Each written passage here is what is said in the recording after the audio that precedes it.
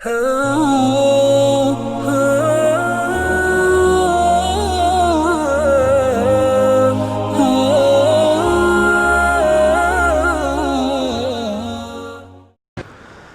لله نحمده ونستعينه ونستغفره ونؤمن به ونتوكل عليه ونعوذ بالله من شرور أنفسنا ومن سيئات أعمالنا من يهده الله فلا مضل له ومن يضلل فلا هادي له ونشهد أن لا إله إلا الله وحده لا شريك له ونشهد أن محمدا عبده ورسوله صلى الله تعالى عليه وعلى آله وأصحابه وبارك وسلم تسليما كثيرا كثيرا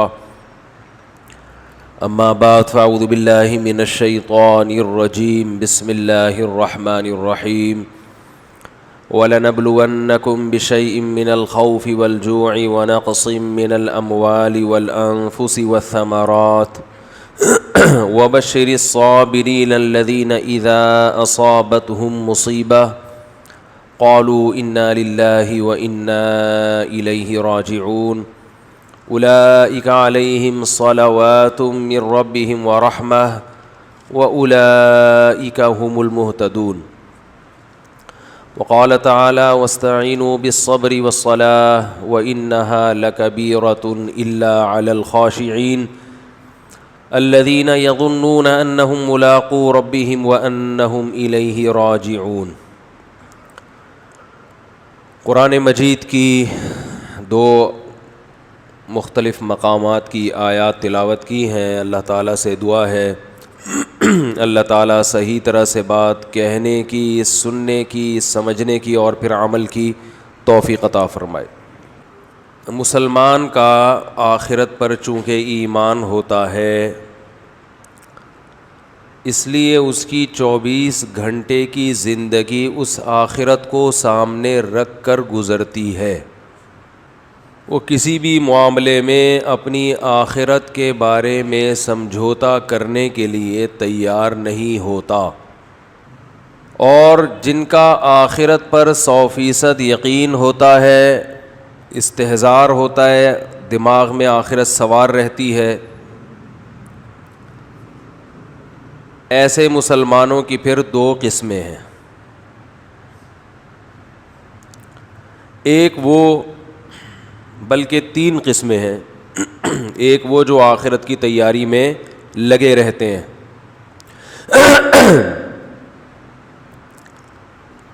ایک وہ جو آخرت کی تیاری میں لگے تو نہیں رہتے مگر ان کو فکر رہتی ہے، ان سے گناہ اگر ہو جائے تو توبہ کرنے کی فکر، گناہ کی عادت پڑ جائے تو اس بات کی فکر کہ اس گناہ کو چھوڑا کیسے جائے، اس کی فکر میں دن رات گزر رہے ہوتے ہیں۔ اور تیسری قسم کے وہ مسلمان ہیں جن کا آخرت پر سرسری ایمان ہے مگر انہوں نے ابھی تک آخرت کو مقصد نہیں بنایا۔ میجورٹی اسی قسم کے مسلمانوں کی ہے، مقصد نہیں بنایا، بس ایک ہے کہ مرنے کے بعد بھی کچھ ہوتا ہے تو تھوڑا سا صدقہ کر دیا، جمعے کے دن ذرا نہا دھو لیے، کپڑے استری کیے، پہن کے مسجد میں آ گئے، اور رمضان میں روزے رکھ لیتے ہیں، وہ سب رکھ ہی رہے ہوتے ہیں، ایک ماحول بنا ہوا ہوتا ہے۔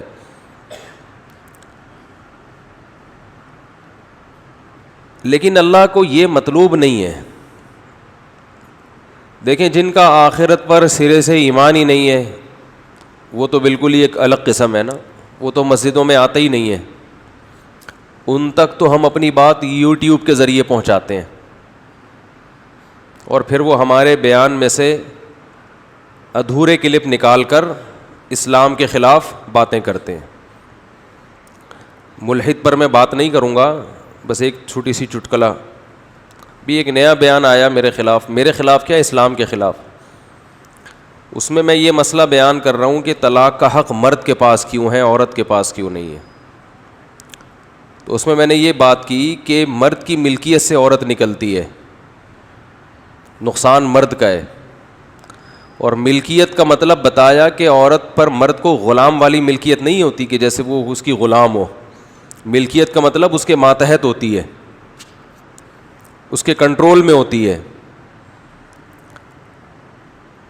ہر چیز میں نہیں، کچھ چیزوں میں. تو آپ کے ماتحت ہے، تو اپنے ماتحت کو جب آپ اپنی ملکیت سے میری یہی مراد ہے کہ ماتحتی سے نکالو گے تو نقصان آپ کا ہوگا. تو یہ بیان کیا تھا. اس پر مجھے بیان کے دوران یہ خیال ہو رہا تھا کہ ملحد لوگ اس لفظ کو نکالیں گے، ملکیت، ان کو پروپیگنڈے کا موقع ملے گا. اور ایسا ہی ہوا، انہوں نے یہ لفظ نکالا. حالانکہ پوری ڈیٹیل آگے پیچھے اس کی میں نے بیان کی ہے. اس لفظ کو نکال کے پروپیگنڈا کیا کہ دیکھو اسلام اس کا قائل ہے کہ عورت مرد کی مملوکہ ہوتی ہے. مرد مالک ہے، عورت کیا ہے؟ اس کی غلام، گویا مملوکہ ہے. اور پھر میں نے یہ بھی بتایا اس پورے بیان میں کہ طلاق دینے میں نقصان اصل میں مرد کا ہے، عورت کا نہیں ہے. تو محترم نے جو ملحدین ہیں ان لوگوں نے یہ بھی پروپیگنڈا کیا کہ یہ بھی گراؤنڈ ریئلٹی کے خلاف بات کر رہا ہے. طلاق میں نقصان عورت کا زیادہ ہوتا ہے، مرد کا کم ہوتا ہے. اس اعتراض کا بھی میں جواب اس بیان میں دے چکا ہوں کہ آج عورت کا نقصان اس لیے زیادہ ہو رہا ہے کہ اسلام کے آدھے حکم پر عمل کیا جا رہا ہے، آدھے پہ عمل نہیں کیا جا رہا. میں اس کو ریپیٹ نہیں کروں گا، مطلب ان تمام اعتراضات کا جواب اپنے بیان میں دے چکا ہوں میں. تو اس سے ان لوگوں کا اندازہ لگانا چاہیے کہ ملحد جو ہمارے ملک میں کام کر رہے ہیں،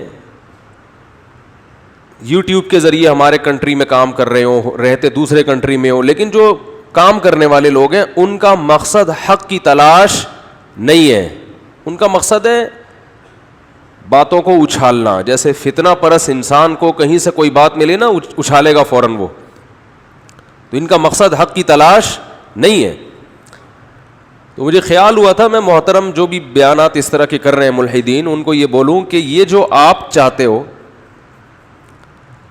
کہ اسلام کے اس حکم پر اعتراض کہ مرد کا عورت پہ کنٹرول، یہ بھی برا ہے اگر، تو اس کا مطلب آپ کے والد کا آپ کی والدہ پہ کنٹرول، بولو بھائی، نہیں تھا. یہ کوئی اچھی بات ہے؟ آپ کا اپنی بیگم پہ کنٹرول، بولو نہیں ہے. اگر یہ اسلام نے جو کہا ہے کہ کنٹرول مرد کا ہوگا، تو یہ کنٹرولنگ پاور بھی اگر جو مرد کو دی ہے یہ غلط کیا ہے، تو اس کا مطلب وہ تمام لوگ بہت نیک ہیں جن کا اپنی بیویوں پہ کنٹرول نہیں ہے. پرس اٹھا کے جہاں جائیں، جس کے ساتھ رات گزاریں، جہاں ٹائم گزاریں، کنٹرول مرد کا نہیں ہونا چاہیے. تو یہ خود اپنی اوقات بتا رہے ہوتے ہیں، اور جب کنٹرول نہیں ہوتا تو پھر اس قسم کی چیزیں پیدا ہوتی ہیں معاشرے میں. تو فطرت کے خلاف، نیچر کے خلاف چلاتے ہیں یہ لوگ. اور اعتراض کس پہ کرتے ہیں؟ اسلام پر. اسلام کو اللہ نے کتنے پیارے انداز میں ڈیفائن کیا، فطرت اللہ التی فطر الناس علیہا. یہ لوگوں کی وہ نیچر ہے جس پر اللہ نے لوگوں کو پیدا کیا ہے. اسی نیچر اور فطرت کا دوسرا نام کیا ہے؟ اسلام ہے. مرد کو اگر عورت پہ کنٹرول نہ دیا جائے تو مرد کو طاقت دینے کا فائدہ کیا ہے؟ پھر اسے پاورفل بنانے کا فائدہ کیا ہے؟ تو نیچر کے مطابق بات کی ہے اسلام نے. تو خیر ٹاپک یہ نہیں ہے. تو میں یہ عرض کر رہا تھا، کیا عرض کر رہا تھا؟ موضوع تو ہے دماغ میں لیکن بات کہاں پہنچی تھی؟ ہاں، میں یہ عرض کر رہا تھا کہ جن کا آخرت پر ایمان ہی نہیں ہے وہ تو اسی قسم کی باتیں نکالتے رہتے ہیں. کچرا تھا انسان اور مر کے کچرا ہو کے ختم ہو جائے گا. لیکن جن کا آخرت پر ایمان ہے ان کا لائف اسٹائل دوسروں سے بہت مختلف ہونا چاہیے. جب ہے ایمان تو بھائی پھر یہ کیسا ایمان ہے کہ جمعے کے دن جمعے کی نماز پڑھ لی، اپنا یعنی جو کلچر میں جو چیز آ رہی ہے بس اس کو فالو کیا. اگر آخرت ہے تو بھائی یہ پھر بہت بڑی حقیقت ہے کیونکہ اس میں نیک لوگوں کا ٹھکانہ جنت اور بروں کا ٹھکانہ جہنم کی آگ ہے. پھر یہ دنیا مسافر خانہ ہے, یہ اصل نہیں ہے. پھر یہاں کے غموں کو حد سے زیادہ محسوس کرنا یہ جہالت اور حماقت ہے. یہاں کی خوشیوں میں اپنی لمٹ کو کراس کر دینا یہ حماقت اور جہالت ہے. لیکن یہی حماقتیں اور جہالتیں صبح و شام ہم کر رہے ہیں.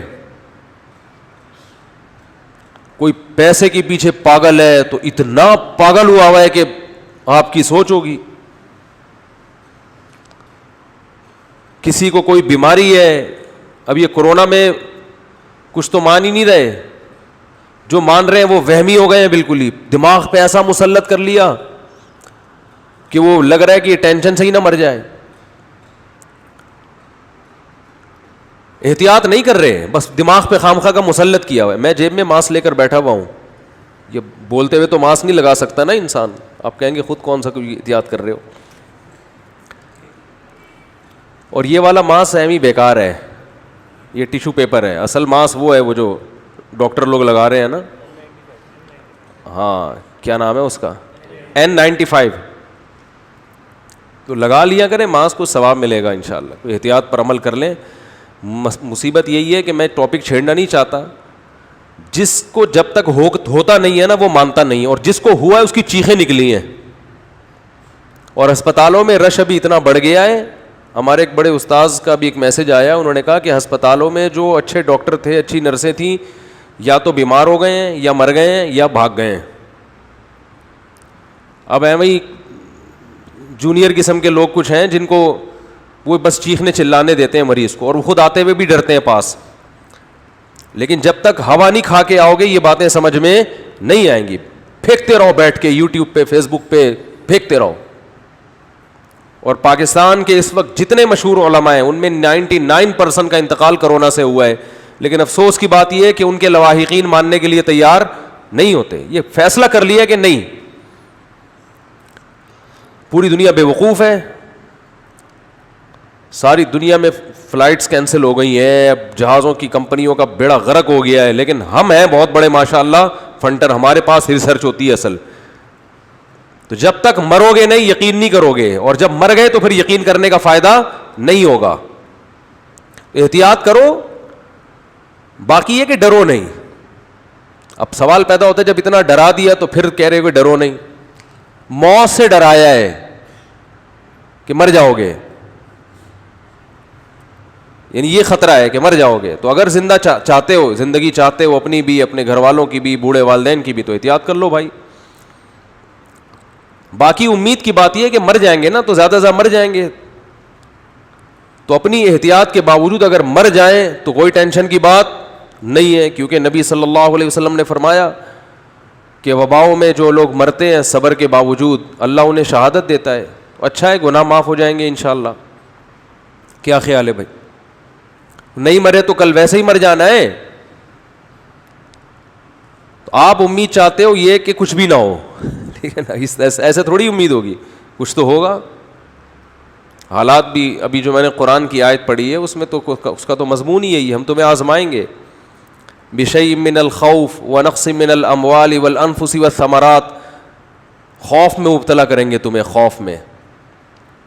مالوں کا نقصان بھی ہوگا معاشی, بڑے بڑے کروڑ پتی لوگ روڈ پہ آ سکتے ہیں, پیسہ ڈوب سکتا ہے. دنیا میں اللہ نے ہمیں پیڑے کھانے کے لیے پیدا نہیں کیا. بہت سے لوگ بہت دنوں سے پیڑے کھا رہے ہیں, وہ سمجھتے ہیں کہ یہ ہم موت تک پیڑے کھاتے رہے. بہت سے ملکوں نے پیڑے کھائے ہیں, ان کرونا نے ان کے منہ سے پیڑے چھین لیے. سمجھ رہے ہو, بہت سی قوموں نے, بہت سے ملکوں نے, بہت سے افراد نے پیڑے کھائے ہیں. بہت سے ملک بہت ترقی پر ہیں اور مسلسل پیڑے کھائے جا رہے ہیں. اس کرونا نے ان کے منہ سے بھی پیڑے, بولو بھائی, ہلا دیا ان کو. بہت سی جہازوں کی کمپنیوں نے بہت زیادہ پیڑے کھائے ہیں, ان کمپنیوں کا دیوالیہ نکل گیا. یہ ہے وَلَنَبْلُوَنَّكُمْ, اللہ فرماتے ہیں ہم تمہیں آزمائیں گے, اجتماعی سطح پہ بھی اور انفرادی سطح پہ بھی. بشیء من الخوف، خوف میں مبتلا کر دیں گے. ہم کریں گے یہ کام، یہ نیچر نہیں کرتی کہ خود بخود ہو رہا ہے. ملحد کہتا ہے بس یہ نیچر کا ایک حصہ ہے، فطرت کا حصہ ہے. فطرت بذات خود کوئی چیز نہیں ہے، اس کو بنانے والا اللہ ہے. بشیء من الخوف والجوع، بھوک بھی مسلط کریں گے، معاشی نقصان. ونقص من الاموال والانفس، مال کا نقصان، جانوں کا نقصان، انسانی ہلاکتیں ہوں گی. والثمرات، پیداوار کا بھی نقصان ہوگا. تو اللہ نے کیا فرمایا ان حالات میں؟ وبشر الصابرین، صبر کرنے والوں کو خوشخبری سنا دیں. جو غیر مسلم ہے وہ صبر نہیں کرے گا. دیکھو غیر مسلم کا جو صبر ہے نا، وہ ان کے جو موٹیویشنل اسپیکر ہیں وہ ان کو سمجھاتے ہیں کہ اس صبر کرنے سے جب تم ٹینشن نہیں لوگے تو ٹینشن نہ لینے سے بیماری کا خطرہ کم ہو جائے گا. اس لیے وہ چہرے کے ایکسپریشن سے، جو ان میں پڑھے لکھے لوگ ہیں، چہرے کے تاثرات سے، اور کوشش کرتے ہیں کہ ہم میڈیا کے سامنے جب آئیں اور بات کریں تو ہم یہ شو کریں کہ ہمیں کچھ بھی نہیں ہے. اندر اندر سے گھل رہے ہوتے ہیں وہ. ہمارے ہاں دل میں غم نہ بھی ہو تو چیخ منہ سے ایسے ظاہر کرے گا کیونکہ ٹریننگ نہیں ہے نا، تربیت نہیں ہے، کہ جیسے ساری دنیا کا غم اسی کو ہے. عمل سے لگ رہا ہوگا کہ یہ غمزدہ نہیں ہے، لیکن جو دل کی راحت ہے، دل کی خوشی ہے، وہ اللہ صرف اہل ایمان ہی کو دیتے ہیں تکلیفوں میں. وہ دل کی خوشی کے لیے جو اللہ نے موٹیویشن کی ہے، وہ جملہ غیر مسلموں کے پاس نہیں ہے. فرمایا وبشر الصابرین، صبر کرنے والوں کو خوشخبری سنا دے. خوشخبری، جو ان غموں میں صبر کرے گا. یہ صبر کرنے والے کون ہیں؟ اذا اصابتہم مصیبہ، جب انہیں کوئی مصیبت پہنچتی ہے، مالی ٹینشن آ گئی، بے روزگاری ہو گئی، جانی ہلاکتیں ہو گئیں. قالوا، تو یہ جواب میں کہتے ہیں انا للہ، یہ خود سے نہیں ہے، ہم کس کے غلام ہیں؟ اللہ کے. تو مالک کو اجازت ہے کہ وہ اپنے غلام کو آزمائش میں ڈال سکتا ہے. ہم اللہ کے غلام ہیں بھائی، یہ اللہ کے تصرفات ہیں.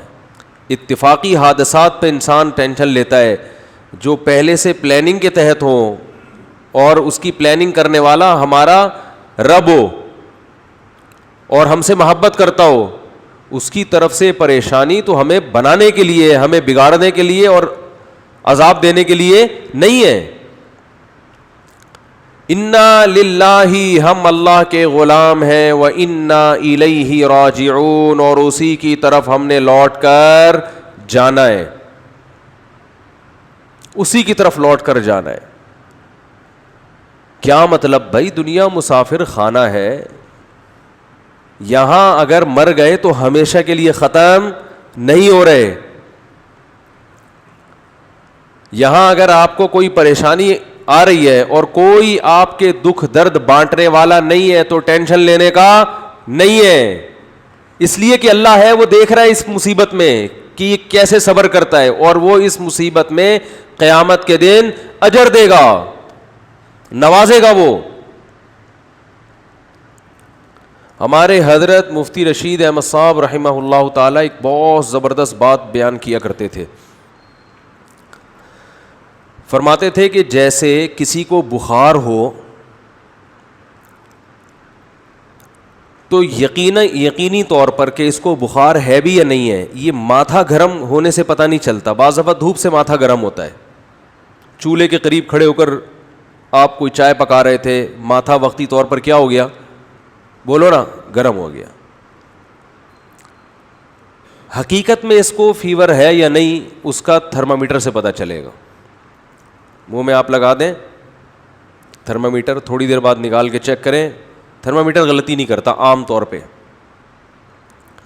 تو فرمایا کہ کسی کے ظاہری گیٹ اپ کو دیکھ کر, اس کی تسبیحات اور نماز کو دیکھ کر 100% اس کا اندازہ نہیں ہوتا کہ یہ دل سے دیندار ہے یا نہیں ہے, اس کا آخرت پر یقین ہے بھی کہ نہیں ہے. آخرت پہ یقین اس کا کتنا ہے, اس کا پتہ اس وقت چلتا ہے جب یہ کسی پریشانی اور غم میں مبتلا ہوتا ہے. اس وقت اس کا ری ایکشن کیا ہوتا ہے, کس طرح سے یہ ری ایکٹ کرتا ہے. اذا مسہ الشر جزوعا ہے کہ شر پہنچا تو ایک دم چیخنا چلانا شور شرابہ, ہائے یہ کیا ہو گیا, ہائے یہ کیا ہو گیا, وہی ایسے چیخ رہے ہیں, پاگل ہو رہے ہیں, میں خودکشی کر لوں گا, میں یہ کر لوں گا, میرے سے نہیں برداشت ہو رہا, یہ ہو. اس کا مطلب یہ صرف گیٹ اپ ہے. سمجھ میں آ رہی ہے بات؟ یہ صرف وظیفوں والے ہیں. اور اگر غم میں اور ٹینشن میں انسان کی زبان سے اچھی بات نکلتی ہے, غموں میں, اور میں نے بتایا تھا نا افغانستان میں جو امریکن آرمی آئی ہوئی ہے نا, وہاں سے جو افغانی آتے ہیں بتاتے ہیں کہ جب ان میں کوئی زخمی ہوتا ہے تو بہت چیختے ہیں, یہ بہت چیختے ہیں جیسے پتہ نہیں کیا ہو گیا. فوجی رو بھی رہے ہوتے ہیں, رپورٹ ہے یہ. کسی فوجی کا رونا کتنا برا عمل ہے کہ نہیں ہے؟ میدان جنگ میں فوجی رو رہا ہو, ہم نے تو مسلمانوں میں کبھی ایسا سنا نہیں, اپنے فوجیوں میں بھی کبھی ایسا نہیں سنا کہ فوجی ہو کے رو رہا ہے. ایک شاعر کا شعر یاد آ رہا ہے, اللہ کرے پورا یاد آ جائے. سن میری شہادت کا نہ تو ہوش اڑانا, بچہ اپنی ماں کو کہہ رہا ہے میدان جنگ میں جاتے ہوئے. یہ نظم بھی انشاءاللہ میں ریکارڈ کرواؤں گا اخپل طریقے سے. بچہ میدان جنگ میں جاتے ہوئے اپنی ماں سے کہہ رہا ہے کہ اگر میں شہید ہو جاؤں تو ہوش نہ اڑانا, اسلاف کے ناموس پہ مت داغ لگانا. ہمارے اسلاف کی جو عزت ہے نا وہ اسی سے ہے کہ وہ میدان جنگ میں رویا بولو نہیں کرتے تھے. ان کے ناموس کو داغدار مت کرنا. سن میری شہادت کا نہ تو ہوش اڑانا, اسلاف کے ناموس پہ مت داغ لگانا. ہندو نہ کہیں کہہ دے کہ روتے ہیں مسلمان, کہیں کسی ہندو کو یہ کہنے کا موقع نہ مل جائے کہ مسلمان بھی میدان جنگ میں شہید ہو کر ان کی مائیں بھی روتی ہیں.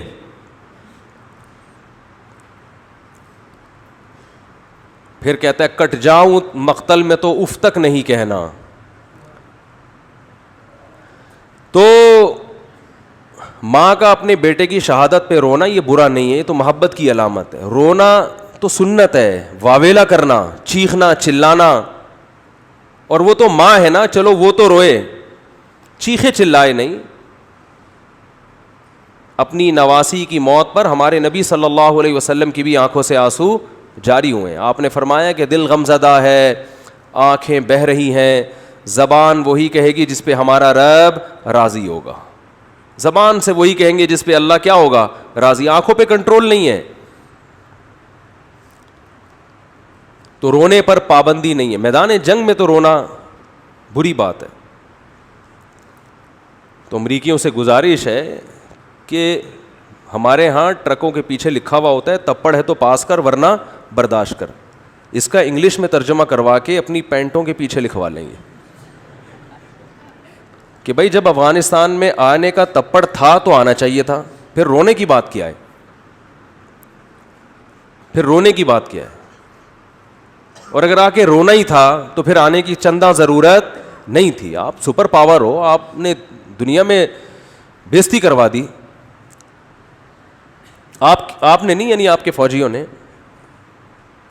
تو ان کو چاہیے کہ ہمارے ہاں ٹرکوں کے پیچھے لکھا ہوتا ہے, اس کا کوئی انگلش میں ترجمہ کروا کے اگر شائع کر دے تو یہ بہت زبردست. ٹرکوں کے پیچھے, رکشوں کے پیچھے جو آپ کو اقوال ملیں گے وہ جمعے کے بیانات میں, اتوار میں نہیں ملیں گے آپ کو. حقیقت بتا رہا ہوں, بڑے سبق آموز باتیں ہوتی ہیں اس میں. تو اگر اوباما یہ پڑھ لیتے محترم تو میرا خیال ہے یہ جرت اور ہمت نہ ہوتی. تو وہاں جو افغانی لوگ بتاتے ہیں کہ جو امریکن سے لڑنے والے لوگ ہیں ان کے جب گولی لگتی ہے تو ان کا ریئیکشن الگ انداز سے ہوتا ہے, امریکن کے جب لگتی ہے تو وہ پاگلوں کی طرح عجیب سے چیخ رہے ہوتے ہیں, چلا رہے ہوتے ہیں, وہی کیا ہو گیا. تو ان کا چیخنا بالکل درست ہے, اس لیے کہ ان کے سامنے آخرت نہیں ہے. ان تکونوا تعلمون فإنهم يعلمون كما تعلمون وترجون من الله ما لا يرجون. اللہ فرماتے ہیں اگر تمہیں, اہل اسلام سے اللہ خطاب کر رہے ہیں, میدان جنگ میں تمہیں اپنے ملک کے دفاع میں لڑتے ہوئے اگر تمہیں زخم پہنچتے ہیں تو ان کو بھی تو زخم پہنچتے ہیں, اس کو زخم پہنچ رہے ہیں پھر بھی لڑ رہا ہے اور تم میدان میں پیچھے ہٹ جاؤ. وَتَرْجُونَ مِنَ اللَّهِ مَا لَا يَرْجُونَ, جبکہ تم اس زخم پہ اللہ سے وہ امیدیں لگا کے بیٹھے ہوئے ہو جو تمہارا مخالف امیدیں لگا کے نہیں بیٹھا. تمہارا مخالف صرف گورنمنٹ سے مختلف قسم کے الاؤنس لینے کی امیدیں ہیں اس کو, کہ میں زخمی ہو جاؤں گا اتنے پیسے ملیں گے, میری ٹانگ ٹوٹ جائے گی لکڑی کی جرمنی سے ٹانگ لا کے لگوا دی جائے گی, بس ان کو اپنے حکمرانوں سے امیدیں ہیں اور مرنے کے بعد تو وہ بھی نہیں ہے. میدان جنگ میں مر گئے تو اب کیا کیا کس توپوں کی سلامی قبر پہ دی جائے یا 25 توپوں کی, اس سے مردے کو کیا فائدہ ہے؟ وہ کہے گا مجھے تو مار دیا نا. کہتے ہیں اس کے لواحقین کو نواز دیں گے, تو لواحقین کو نواز کے, یہ بھی تو اپنے لواحقین میں سب سے پہلے تو یہ تھا, لواحقین کے لیے اپنے آپ کو ہی مروا دیا. وہ کہے گا یار اتنا پروٹوکول تو میں زندگی میں لواحقین کو نہیں دیتا تھا.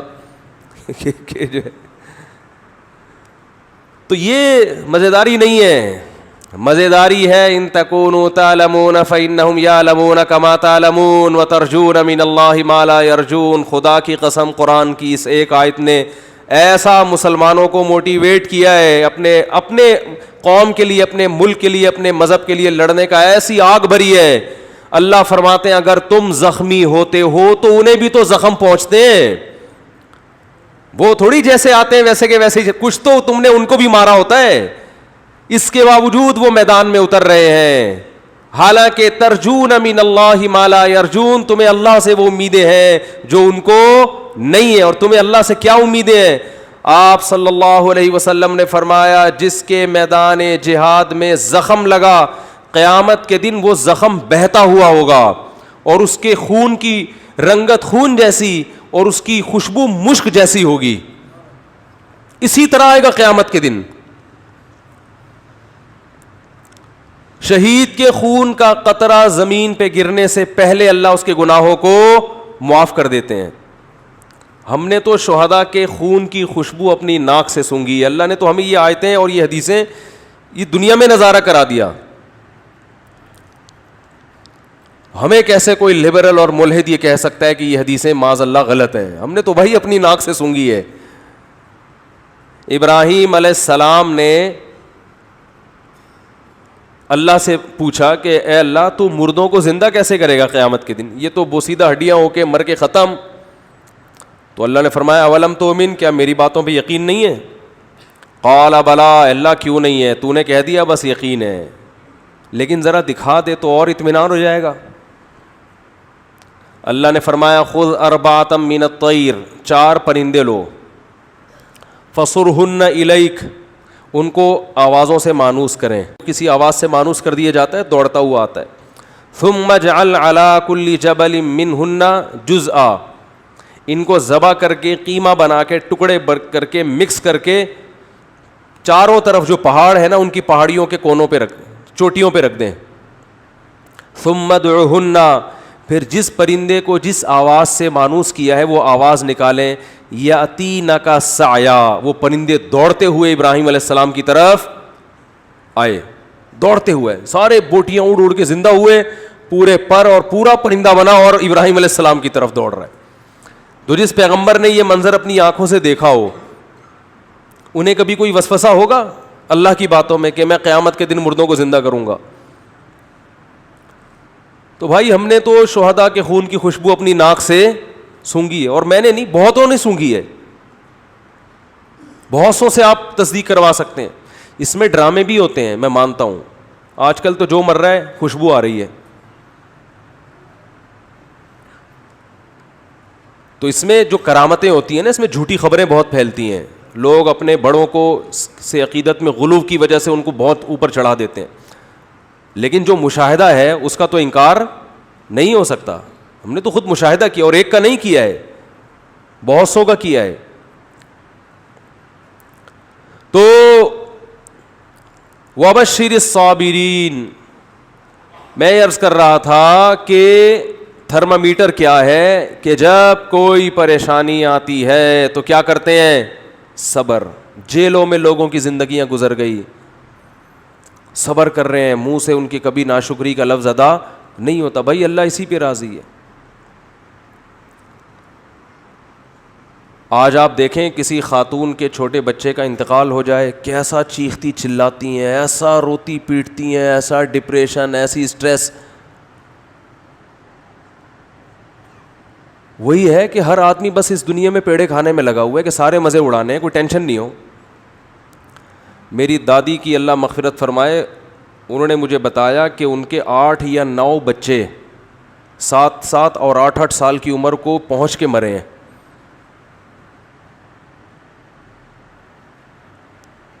پھر غالباً 3 بچے ان کے بچے تھے, جن میں ایک میرے والد صاحب, تایا اور ایک ہماری پھوپھی تھیں, اللہ تعالیٰ مغفرت فرمائے. ان تینوں کا انتقال ہو گیا, لیکن یہ بچپن میں ہی فوت ہو گئے تھے. ایک دفعہ بتایا کہ ایک بچہ میرا کھیلتا ہوا آیا, 7 یا 8 سال کی عمر تھی. کیسا محبوب ہوتا ہے 7-8 سال کا بچہ ماں باپ کو. آیا ہے, پانی پیا ہے مٹکے سے, گڑھے سے, پانی پیتے ہی زمین پہ گر گیا, انتقال ہو گیا. لیکن ان کا صبر کیسا تھا, بس روتی تھیں, ما قدر اللہ, جو اللہ کی طرف سے مقدر ہے. آج ایسے پاگل ہو جاتے ہیں, ایسے بوکھلا جاتے ہیں. طلاقوں کا ریشو بھی اسی لیے کہ ایک دوسرے کو برداشت کر ہی نہیں رہے ہیں. پہلے رشتے وجود میں آتے تھے, میاں میں خرابی ہے, عورت برداشت کرتی تھی, چلو بھائی چلاؤ, گزارا چلاؤ. عورت میں خرابی ہے, میاں برداشت کرتا تھا, یار گزارا ہے, سارے مزے دنیا میں تھوڑی ہوں گے. اب نہیں بھائی, عورت کو میاں پورا ایکوریٹ چاہیے, بالکل سر کے بال سے لے کے پاؤں کے ناخن تک ریموٹ کنٹرول کی طرح وہ اس کے اشاروں پہ چلتا ہو.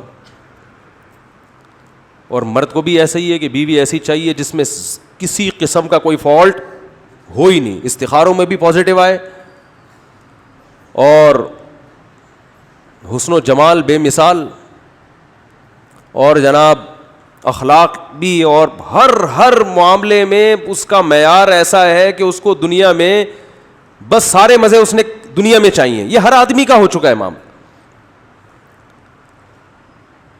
او بھائی تھوڑا سا دنیا کو آڑا ترچھا کر کے چلاؤ, کنڈکٹر سے عبرت حاصل کرو نا. بار بار کہتا ہوں, بس جتنی بھی بھری ہوئی ہو, کنڈکٹر بس کو چھوڑ کے بھاگتا نہیں ہے کہ یار سیٹ نہیں مل رہی تو اب میں کہاں بیٹھوں, سارے تو پیسنجر چڑھ گئے.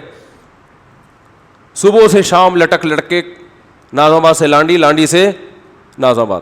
ہوتا ہے کہ نہیں ہوتا, لٹک لٹک کے جائے گا. کہے گا رات کو سوئیں گے آرام سے, کوئی مسئلہ نہیں ہے. پاؤں رکھنے کی, انگوٹھا رکھنے کی جگہ نہیں ہے, مگر ایک دروازے سے چڑھے گا, سب سے کرایہ لے کے دوسرے سے اتر جائے گا. اسے کبھی ٹینشن ہوئی یار یہ کیا مسئلہ ہے یار, جگہ ہی نہیں ہے, سب لوگ عزت کے ساتھ سفر کر رہے ہیں, اور وہ باس جو ہے وہ تو ڈرائیونگ کی سیٹ پہ بیٹھا ہوا ہے مزے سے.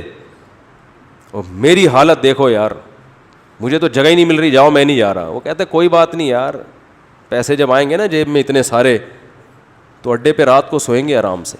پھر ان کو نیند بھی ٹائٹ آتی ہے, ان کو جگہ نہ بھی ملے بس کی چھت پہ سو جاتے ہیں, یہ ریڑیوں پہ سو جاتے ہیں. میں نے دیکھے ہیں, جگہ نہیں ملی, ریڑی لگی ہوئی ہے, کوئی پھل والا اپنی ریڑی چھوڑ کر چلا گیا, صبح دوبارہ سے پھل ڈالوں گا, 2-4 گلے سڑے سیب رہ گئے تھے, سائڈ پہ لگایا, سو گئے. طبیعت سے سوتے ہیں مزے سے. وہ ٹینشن برداشت کر رہا ہے کہ بھائی پیسہ آ رہا ہے, تو بھائی ہم اور آپ بھی برداشت کر لیں کہ اجر آ رہا ہے اللہ کی طرف سے, ثواب مل رہا ہے, آخرت میں ذخیرہ ہو رہا ہے. رسول اللہ صلی اللہ علیہ وسلم نے ارشاد فرمایا, ان اللہ اذا احب قوما ابتلاہم, اللہ تعالیٰ جب کسی سے محبت کرتے ہیں اسے آزمائش میں ڈال دیتے ہیں. ایسا بھی ہوتا ہے. فمن صبر فلہ الرضا, پھر ان آزمائشوں میں جو صبر کرتا ہے اللہ اس سے راضی ہو جاتا ہے. کہتا ہے آزما لیا. پیغمبروں کو جو اللہ نے آزمایا تو کیسے خطابات دیے. نعم العبد, ایوب علیہ السلام کے بارے میں فرمایا کیا خوب بندہ, ساری زندگی بیماریوں میں گزر گئی, ایک لفظ زبان سے ناشکری کا نہیں نکلا. نعم العبد, یہ اللہ کی طرف سے القابات ملتے ہیں. جیسے ہم لوگ خطاب دیتے ہیں نا, کسی کو بہادری کا خطاب دے دیا, بہادر خان نام رکھ دیا, کسی کو حکیم الامہ کا نام ہم نے دیا, کسی کو قائد اعظم کا نام دیا, کسی کو مادر ملت کا نام دیا, مختلف قسم کے لقب ہم دیتے ہیں ان کی کارکردگی سے متاثر ہو کر. اللہ بھی دیتا ہے لقب. نعم العبد, کیا خوب بندہ, صحیح ہے نا, کیا خوب بندہ تھا میرا, صبر کی وجہ سے. وَإِذِ ابْتَلَىٰ إِبْرَاهِيمَ رَبُّهُ بِكَلِمَاتٍ, سورہ بقرہ, فرمایا اس وقت کو یاد کرو جب ابراہیم کو اس کے رب نے چند چیزوں میں آزمایا, وہ بھی آزمائشیں آئیں ان کے اوپر. فَأَتَمَّهُنَّ, ابراہیم ان آزمائشوں میں پورے نہیں اترے, کامیاب نہیں ہوئے, بہترین طریقے سے کامیاب ہوئے. اتمہن, بہترین طریقے سے ان آزمائشوں میں کامیاب ہوئے. کیسا آزمایا؟ اللہ ہم سب کی حفاظت کرے, ہماری اولادوں کی حفاظت کرے. اگر کسی کی ڈیتھ ہو جائے تو ہمارا ری ایکشن کیا ہوتا ہے, لیکن ابراہیم کو حکم دیا جا رہا ہے علیہ السلام کو, خود ذبح کرو اپنے ہاتھوں سے بچے کو. بتاؤ, اللہ کی طرف سے کسی کی موت ہو جائے, یہ بڑی آزمائش ہے. یہ باپ کو خود حکم دیا جا رہا ہے خود کاٹو گلا, یہ تو بہت بڑی آزمائش ہے. میں نے کہا کوئی بات نہیں بھئی, اللہ ویسے بھی تو مار سکتا ہے, میرے ہاتھوں کٹوا رہا ہے, میں کاٹ دوں گا اس کو. ان تمام آیات اور احادیث سے پتہ چلتا ہے کہ اللہ انسانوں کو اپنا غلام دیکھنا چاہتا ہے, اور غلامی کی صورت میں ہی دیکھنا چاہتا ہے. کہ فنڈر بننے کی کوشش بولو مت کرو, فنٹر نہ بنو. جیسے جیسے میں تمہارے ساتھ کر رہا ہوں بس تم نے صبر کرنا ہے, شکر کرنا ہے. ہاں, خود سے آزمائشیں اللہ سے نہ مانگو, خود سے ایسے کام نہ کرو جس سے آزمائشیں تم پر آئیں. یہ پھر اللہ کی مدد بھی نہیں ہوتی, ثواب بھی نہیں ملتا.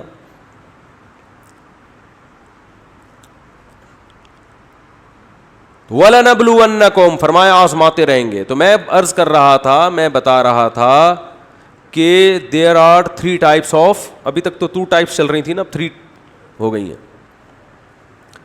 ایک تو وہ مسلمان ہیں جن کو سرے سے آخرت کی فکر ہے ہی نہیں, لیکن چونکہ ہیں مسلمان, آخرت پر ایمان ہے, تو جمعہ پڑھنے آ جاتے ہیں, عید میں بھی نہا دھو لیتے ہیں, بقرعید میں بھی قربانی یا تو کر لیتے ہیں یا گوشت کھا لیتے ہیں. ایک وہ مسلمان ہیں جو مکمل گناہوں سے اپنے آپ کو بچاتے ہیں. تیسرے وہ مسلمان ہیں جو گناہوں سے بچنے کی کوشش کرتے ہیں لیکن ان سے پھر بھی گناہ ہو جاتے ہیں. وآخرون اعترفوا بذنوبهم خلطوا عملا صالحا وآخر سیئا. اللہ نے ایسے مسلمانوں کا بھی ذکر کیا قرآن کہ کچھ ایسے ہیں جو اپنے گناہوں کا اعتراف کرتے ہیں, انہوں نے اچھائیوں کو نیکیوں کے ساتھ ملایا ہوا ہے, لیکن ان کو فکر ہے کہ یہ چھوڑنے ہیں, کیونکہ ان کا اصل ہدف کیا ہے, آخرت. سوال پیدا ہوتا ہے جب ان کا اصل ہدف آخرت ہے, منزل ان کی آخرت ہے, تو پھر ان سے گناہ ہوتا کیوں ہے؟ گناہ بعض دفعہ اس لیے بھی ہو جاتا ہے کہ آپ اپنی عادت سے مجبور ہو چکے ہوتے ہیں, ہتھیار ڈال دیتا ہے انسان. دیکھو, ایک بیمار آدمی چاہتا ہے نا کہ میری صحت اچھی ہو, صحت پر تو ہر ایک کا ایمان ہے نا, لیکن عادت پڑ گئی ہے چرس پینے کی, اس کو پتہ ہے کہ نقصان ہے. ہیروئن پینے کی عادت پڑ گئی, وہ دیکھ رہا ہے کہ میرے ساتھ میرے دوست جتنے بیٹھتے تھے ہیروئن پی پی کے سارے اس دنیا سے بولو چلے گئے, تو اب اگلا نمبر اس کو پتہ ہوتا ہے میرا ہے, لیکن پھر بھی پی رہا ہے. کیوں پیتا ہے؟ اس لیے کہ جب نشہ چڑھتا ہے تو اس کے لیے اپنے آپ کو برداشت کرنا, روکنا بہت مشکل, اتنا کانفیڈنس نہیں ہوتا اس میں, اتنی قوت برداشت نہیں ہوتی. تو اس طرح کے جو گناہگار ہیں یہ صرف چرسی اور ہیروئنچیوں میں نہیں ملیں گے آپ کو, یہ ان لوگوں میں بھی ملیں گے جو مادی نشہ نہیں کرتے, کیونکہ نشہ صرف چرس اور ہیروئن کا نہیں ہوتا, بہت ساری چیزوں کی عادت پڑ جاتی ہے. یہ جو جہیز کی لعنت ہے نا, نشہ ہی تو ہے. کلچر کو نشہ ہو گیا اس کا. کلچر نے من حیث الکلچر یہ سٹا لگانا, جہیز کا سٹا لگانا شروع کر دیا ہے. لہذا اب کہیں شادی میں جہیز نہ ہو تو پورے خاندان کو ایسا لگ رہا ہوتا ہے جیسے کسی چرسی کو چرس نہیں ملی, ہیروئنچی کو ہیروئن نہیں ملی, تو پورے خاندان کو ایسا عجیب سا فیل ہو رہا ہوتا ہے کہ یار یہ کیا ہو رہا ہے, کس قسم کی شادی ہو رہی ہے. یہ بھی نشہ ہے, چڑھ گیا دماغ پہ. اور بھی بہت سے نشہ ہیں. آپ نے جو قسم نہ توڑنے کی قسم اٹھائی ہوئی ہے وہ بھی ایک نشہ ہے نا. نہیں جاؤں گا, بس اب اشاروں میں بات چلے گی. خواتین بیان سنتی ہیں, وہ سارا مجمع بھاگ گیا ہے ہمارا. یہاں آتی تھی 2-4 رہ گئی ہیں, بس 2-4 خواتین رہ گئی, باقی ساری بھاگ گئی ہیں. تو من حیث القوم بھی کچھ عادتیں پختہ ہو جاتی ہیں, وہ پھر قوم کی باڈی کی ریکوائرمنٹ بن جاتی ہیں. یعنی قوم من حیث القوم یہ چاہ رہی ہوتی ہے بس یہ تو ہونا چاہیے. بعض قبائلی علاقوں میں یہ دستور ہے کہ ذرا سا بیگم پہ شک ہوا, ٹھا گولی سے اس کو اڑا دیا. ایک صاحب مجھے بتا رہے تھے کسی قبیلے کا واقعہ, کسی خاتون کو کسی آدمی کے ساتھ دیکھا, جان سے مار دیا. میں نے کہا یہ تو صحیح نہیں ہے, ثبوت کیا ہے کہ اس نے بدکاری کی نہیں کی. تو وہ کہنے لگے بھائی ہماری رسم ہے, ہمارے یہاں ایسا ہوتا ہے. اب وہ رسم چھڑوا نہیں سکتا کوئی بھی ان سے, قومی رسم بن چکی ہے. یعنی اب آپ چھڑوانے کی کوشش کرو, آپ دنیا چھوڑ دو گے, رسم نہیں چھوٹے گی الا ماشاء اللہ. تو ایسے ہی باڈی کو بھی کچھ چیزوں کی عادت پڑ جاتی ہے. فحش فلمیں دیکھنے کی عادت پڑ جاتی ہے نوجوانوں کو, اور اپنی خواہشات کو حرام طریقے سے پورے کرنے کی عادت پڑ جاتی ہے. گالیاں دینے کی عادت پڑ جاتی ہے. بات بات پہ زبان پہ کیا آ رہی ہے, گالی آ رہی ہے. گٹکوں کی عادت پڑ جاتی ہے, پتہ ہے نقصان دہ ہے. دیکھو جو اسلام آپ کو دن میں درجنوں دفعہ مسواک کرنے کا حکم دے رہا ہو, وہ گٹکا آپ کے منہ میں برداشت کرے گا جو وہ مذہب؟ نبی صلی اللہ علیہ وسلم صبح اٹھتے ہی مسواک, ہر نماز میں مسواک, اتنا دانتوں کو صاف رکھ رہے ہیں. تو چلو آپ مسواک نہیں کرتے, اسلام کے حکم کو چھوڑ دیا, یا برش نہیں کرتے, دانت صاف نہیں کرتے, اسلام کے حکم کو چھوڑ دیا. حکم کے اپوزٹ تو نہ چلو نا. آپ نے تو حکم چھوڑا بھی کہ دانت صاف نہیں کر رہے, اوپر سے گندا کرنے کا پورا انتظام. اور گندا بھی ایسا نہیں کہ چلو کوئی روٹیوں یا گوشت پھنسا ہوا ہے, گند گٹکے کے مریضوں کے آپ منہ دیکھا کرو اپنی ذمہ داری پہ. ایسا نہ ہو آپ کہیں کہ مصعب آپ نے مشورہ دیا تو ہم دیکھ رہے ہیں.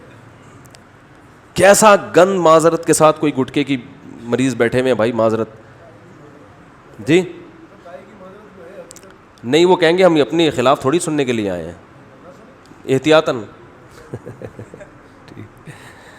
تو کس قدر گند بھرا ہوا ہوتا ہے منہ کے اندر. تو یہ اسلام برداشت کرے گا اس گندگی کو جو آپ کو بار بار السواک والتعطر من سنن الانبیاء, رسول اللہ صلی اللہ علیہ وسلم نے فرمایا مسواک یعنی دانتوں کو صاف رکھنا اور خوشبو کا استعمال یہ پیغمبروں کی سنت ہے. سارے پیغمبروں میں یہ چیز کامن تھی. آدم علیہ السلام سے لے کے محمد صلی اللہ علیہ وسلم تک جتنے پیغمبر آئے ہیں سب کے دانت چمکتے تھے, ہر وقت صاف رہتے تھے, اور سب کی جسم سے خوشبو آتی تھی. گٹکے والا اس پیغمبروں کی ان سنتوں کے بالکل اپوزٹ چلتا ہے کہ نہیں چلتا؟ بالکل الٹا چل رہا ہے وہ. لیکن آپ بولو نہیں چھوٹے گا, بھائی عادت پڑ گئی ہے. نماز چھوڑنے کی عادت پڑ گئی ہے. ہمارے ایک دوست تھے, ہم جہاں رہا کرتے تھے نا, تو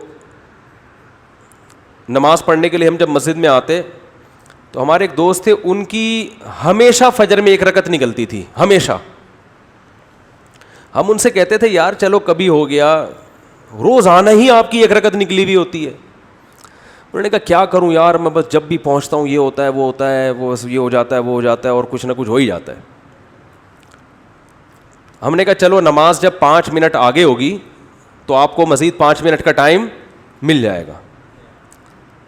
مزید 5 منٹ کا ٹائم مل جائے گا تو چلو ابھی گرمیوں میں نماز ذرا جلدی ہو رہی ہے تو رات کو دیر سے سوتے ہوگے, صبح اٹھتے کوئی مسئلہ ہوتا ہوگا, تعویل کرتا ہے نا انسان.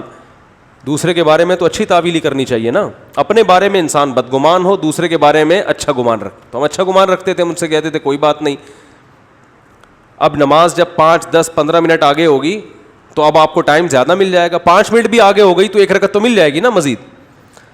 لیکن ہم دیکھتے تھے نماز 5 منٹ آگے, وہ بھی 5 منٹ آگے اسی حساب سے. نماز 20 منٹ آگے تو وہ بھی 20 منٹ آگے. اور میرا خیال ہے 15 سال میں نے ان کو اسی حالت میں دیکھا ہے. ہمیشہ 1 رکعت ان کی نکل رہی ہے. یہ بھی نشہ ہے, چرس اور ہیروئن کی طرح, ٹائم پہ نہ پہنچنے کا نشہ. چلو غنیمت ہے پڑھ رہے تھے, یہ بھی بڑی بات ہے. لیکن میں ان سے کہتا تھا جب جو نہیں پڑھ رہا اس پر تو اعتراض نہیں ہوتا, اس لیے کہ وہ تو سست ہے, 1 نمبر کا نا, کاہل ہے, اس نے تو پڑھنی نہیں ہے. لیکن آپ نے قربانی تو دے دی نا, نیند قربان ہو گئی, وضو کر لیا, مسجد کی طرف آ گئے, سردی گرمی کا خیال نہیں کیا. تو جب یہ اتنی ٹینشن لینی ہے ہی تو یار 5 منٹ پہلے آ جاؤ. لیکن لت پڑ جاتی ہے انسان کو, حقیقت بتا رہا ہوں میں. آپ نے دیکھا ہوگا مسجدوں میں صف اول کے نمازی وہ صف اول ہی کے ہوتے ہیں, وہ ہمیشہ آتے ہیں پہلے. دوسری صف کے نمازی پورے سال دوسری, تیسری کے نمازی پورے سال تیسری میں ہوتے ہیں. یہ ہوتا ہے. تو زیادہ تر جو گناہ ہوتے ہیں یا جو برائیاں معاشرے میں پھیلی ہوئی ہیں, ان لوگوں کی جو آخرت پر ایمان بھی رکھتے ہیں, آخرت کو بنانا بھی چاہتے ہیں, ان کے زیادہ تر مسائل یہ ہیں کہ ان کو کسی نہ کسی برائی کی لت پڑ چکی ہوتی ہے, عادت پڑ چکی ہوتی ہے, اور وہ اس کو چھوڑنے میں سیریس نہیں ہوتے, اور وہ بس ایک گزر کرتے ہیں, یار ہمیں کیا ہو گئی ہے, عادت ہو گئی ہے, ہم سے نہیں چھوٹتی. جس کو جماعت چھوڑنے کی عادت ہو جائے وہ جماعت سے نہیں پڑھتا. جس کو نمازیں قضا کرنے کی عادت ہو جائے اس کے لیے نماز پڑھنا وبال جان ہے. کہہ رہے کیسے پڑھیں, اٹھیں کیسے. ہمارے حضرت مفتی رشید احمد صاحب کی خانقاہ میں ایک صاحب آئے. پہلے تو لوگ بزرگوں کے پاس جا کے اپنی اصلاح کرواتے تھے, ان سے فجر میں اٹھا نہیں جاتا تھا, اور تھے بھی ڈاکٹر. حضرت کو خط لکھا کہ مجھ سے نہیں اٹھا جاتا, میری نیند بہت گہری ہے, کچھ بھی ہو جائے میں نہیں اٹھ سکتا فجر میں. تو آ گئے خانقاہ میں, حضرت نے فرمایا ٹھیک ہے سو جائیں آپ, صبح دیکھتے ہیں. تو نہیں اٹھے صبح. 4 آدمیوں کے ذمے لگایا ان کو اٹھاؤ, لیکن وہ ایسی نیند, بھائی نہیں اٹھا, بھائی نہیں اٹھ سکتا, میں نہیں اٹھ سکتا بھائی, بہت سخت نیند آ رہی. تو 2-4 دفعہ حضرت نے ٹرائی کیا, دیکھا کہ یہ تمیز سے سمجھ میں ان کے بات نہیں آ رہی.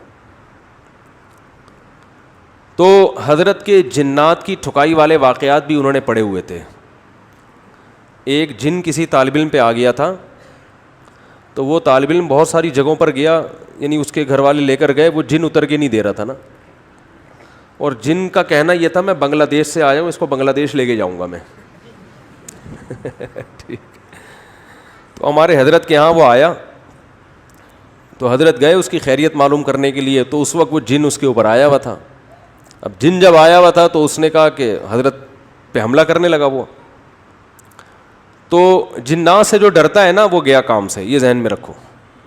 حضرت نے آگے بڑھ کے نا, وہ ہوا میں اچھل رہا تھا کمبخت, اصل میں تو طالب علم تھا لیکن اس پہ جن چڑھا ہوا تھا نا, تو وہ ہوا میں اچھل رہا ہے. تو حضرت کا ہاتھ بھی ماشاءاللہ لمبا, لدھیانہ کے پنجاب سے تعلق تھا حضرت کا. ہوتے ہیں نا پنجاب کے بڑے بڑے ماشاءاللہ زمیندار ہوتے ہیں, بڑی بڑی پگڑیاں ہوتی ہیں. تو حضرت کی ہائٹ بھی اچھی تھی, تو ہاتھ بھی لمبا. تو جیسے ہی وہ اچھل کے قریب آیا, حضرت نے ایک زوردار تھپڑ رسید کیا اس کے, اتنی زور سے مارا کہ وہ بے ہوش ہو کے گر گیا. کافی دیر بعد اسے ہوش آیا, اس نے کہا ہم جا رہے ہیں.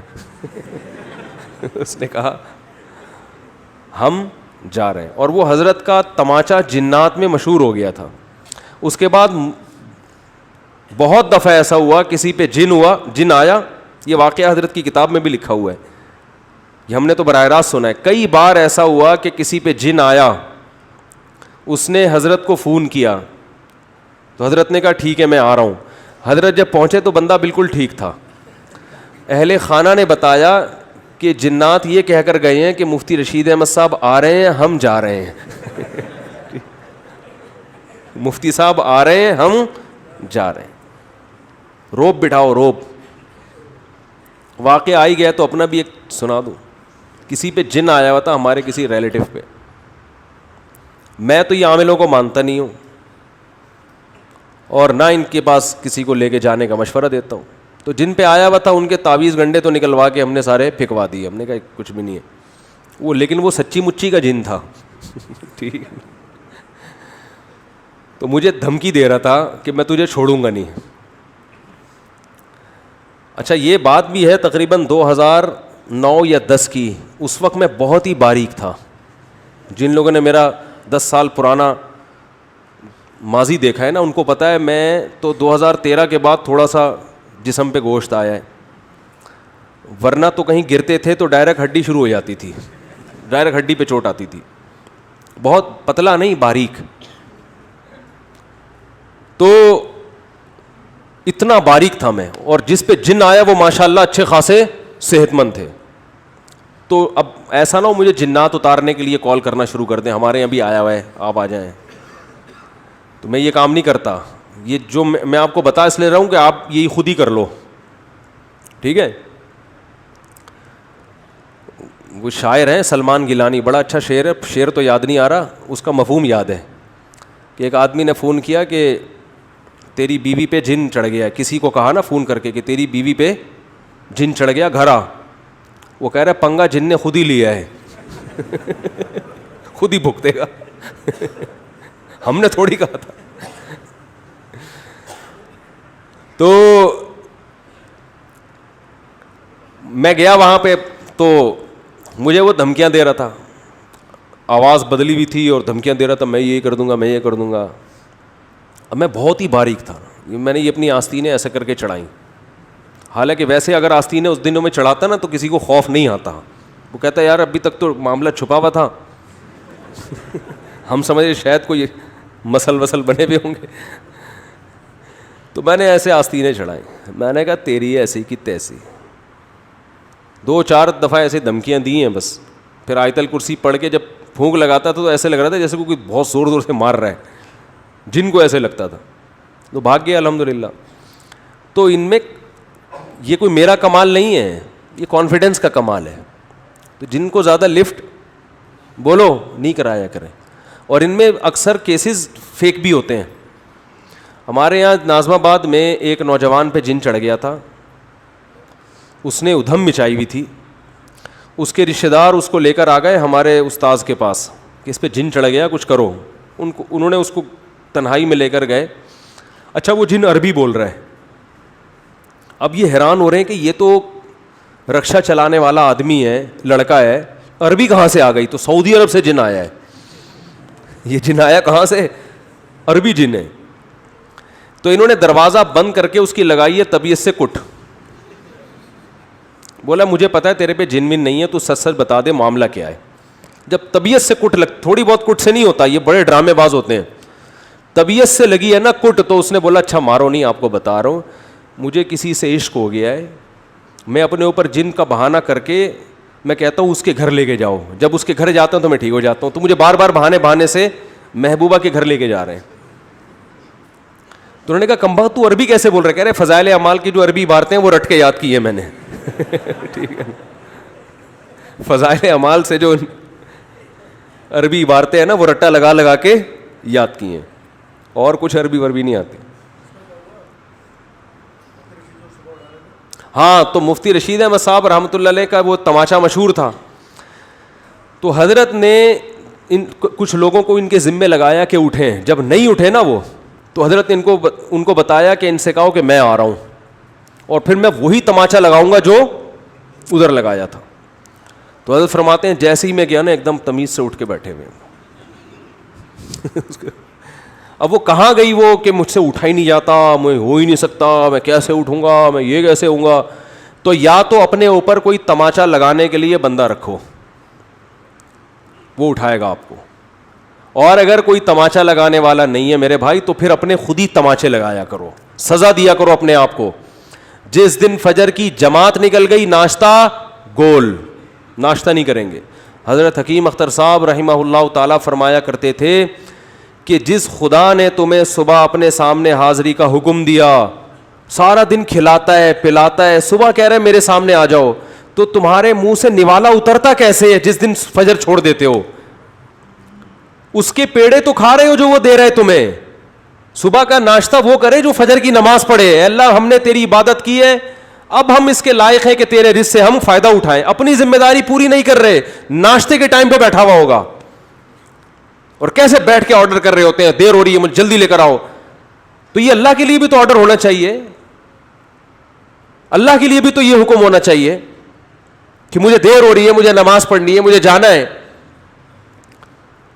تو جب تک میرے بھائی انسان سنجیدہ نہ ہو اور اپنے آپ کو سزا نہ دے, تو جن گناہوں کی لت پڑ چکی ہوتی ہے وہ گناہ آرام سے چھوٹتے نہیں ہیں, ان میں سیریس ہونا پڑتا ہے, جہاد کرنا پڑتا ہے, ایسے نہیں ہو جاتا وہ.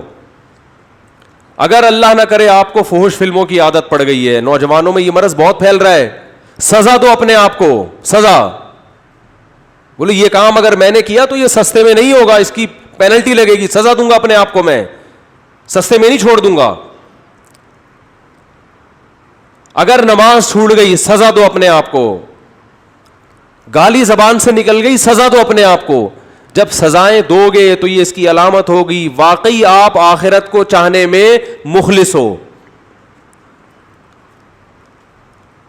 ورنہ زبانی دعوے, زبانی باتیں اللہ کے ہاں قابل قبول نہیں ہے.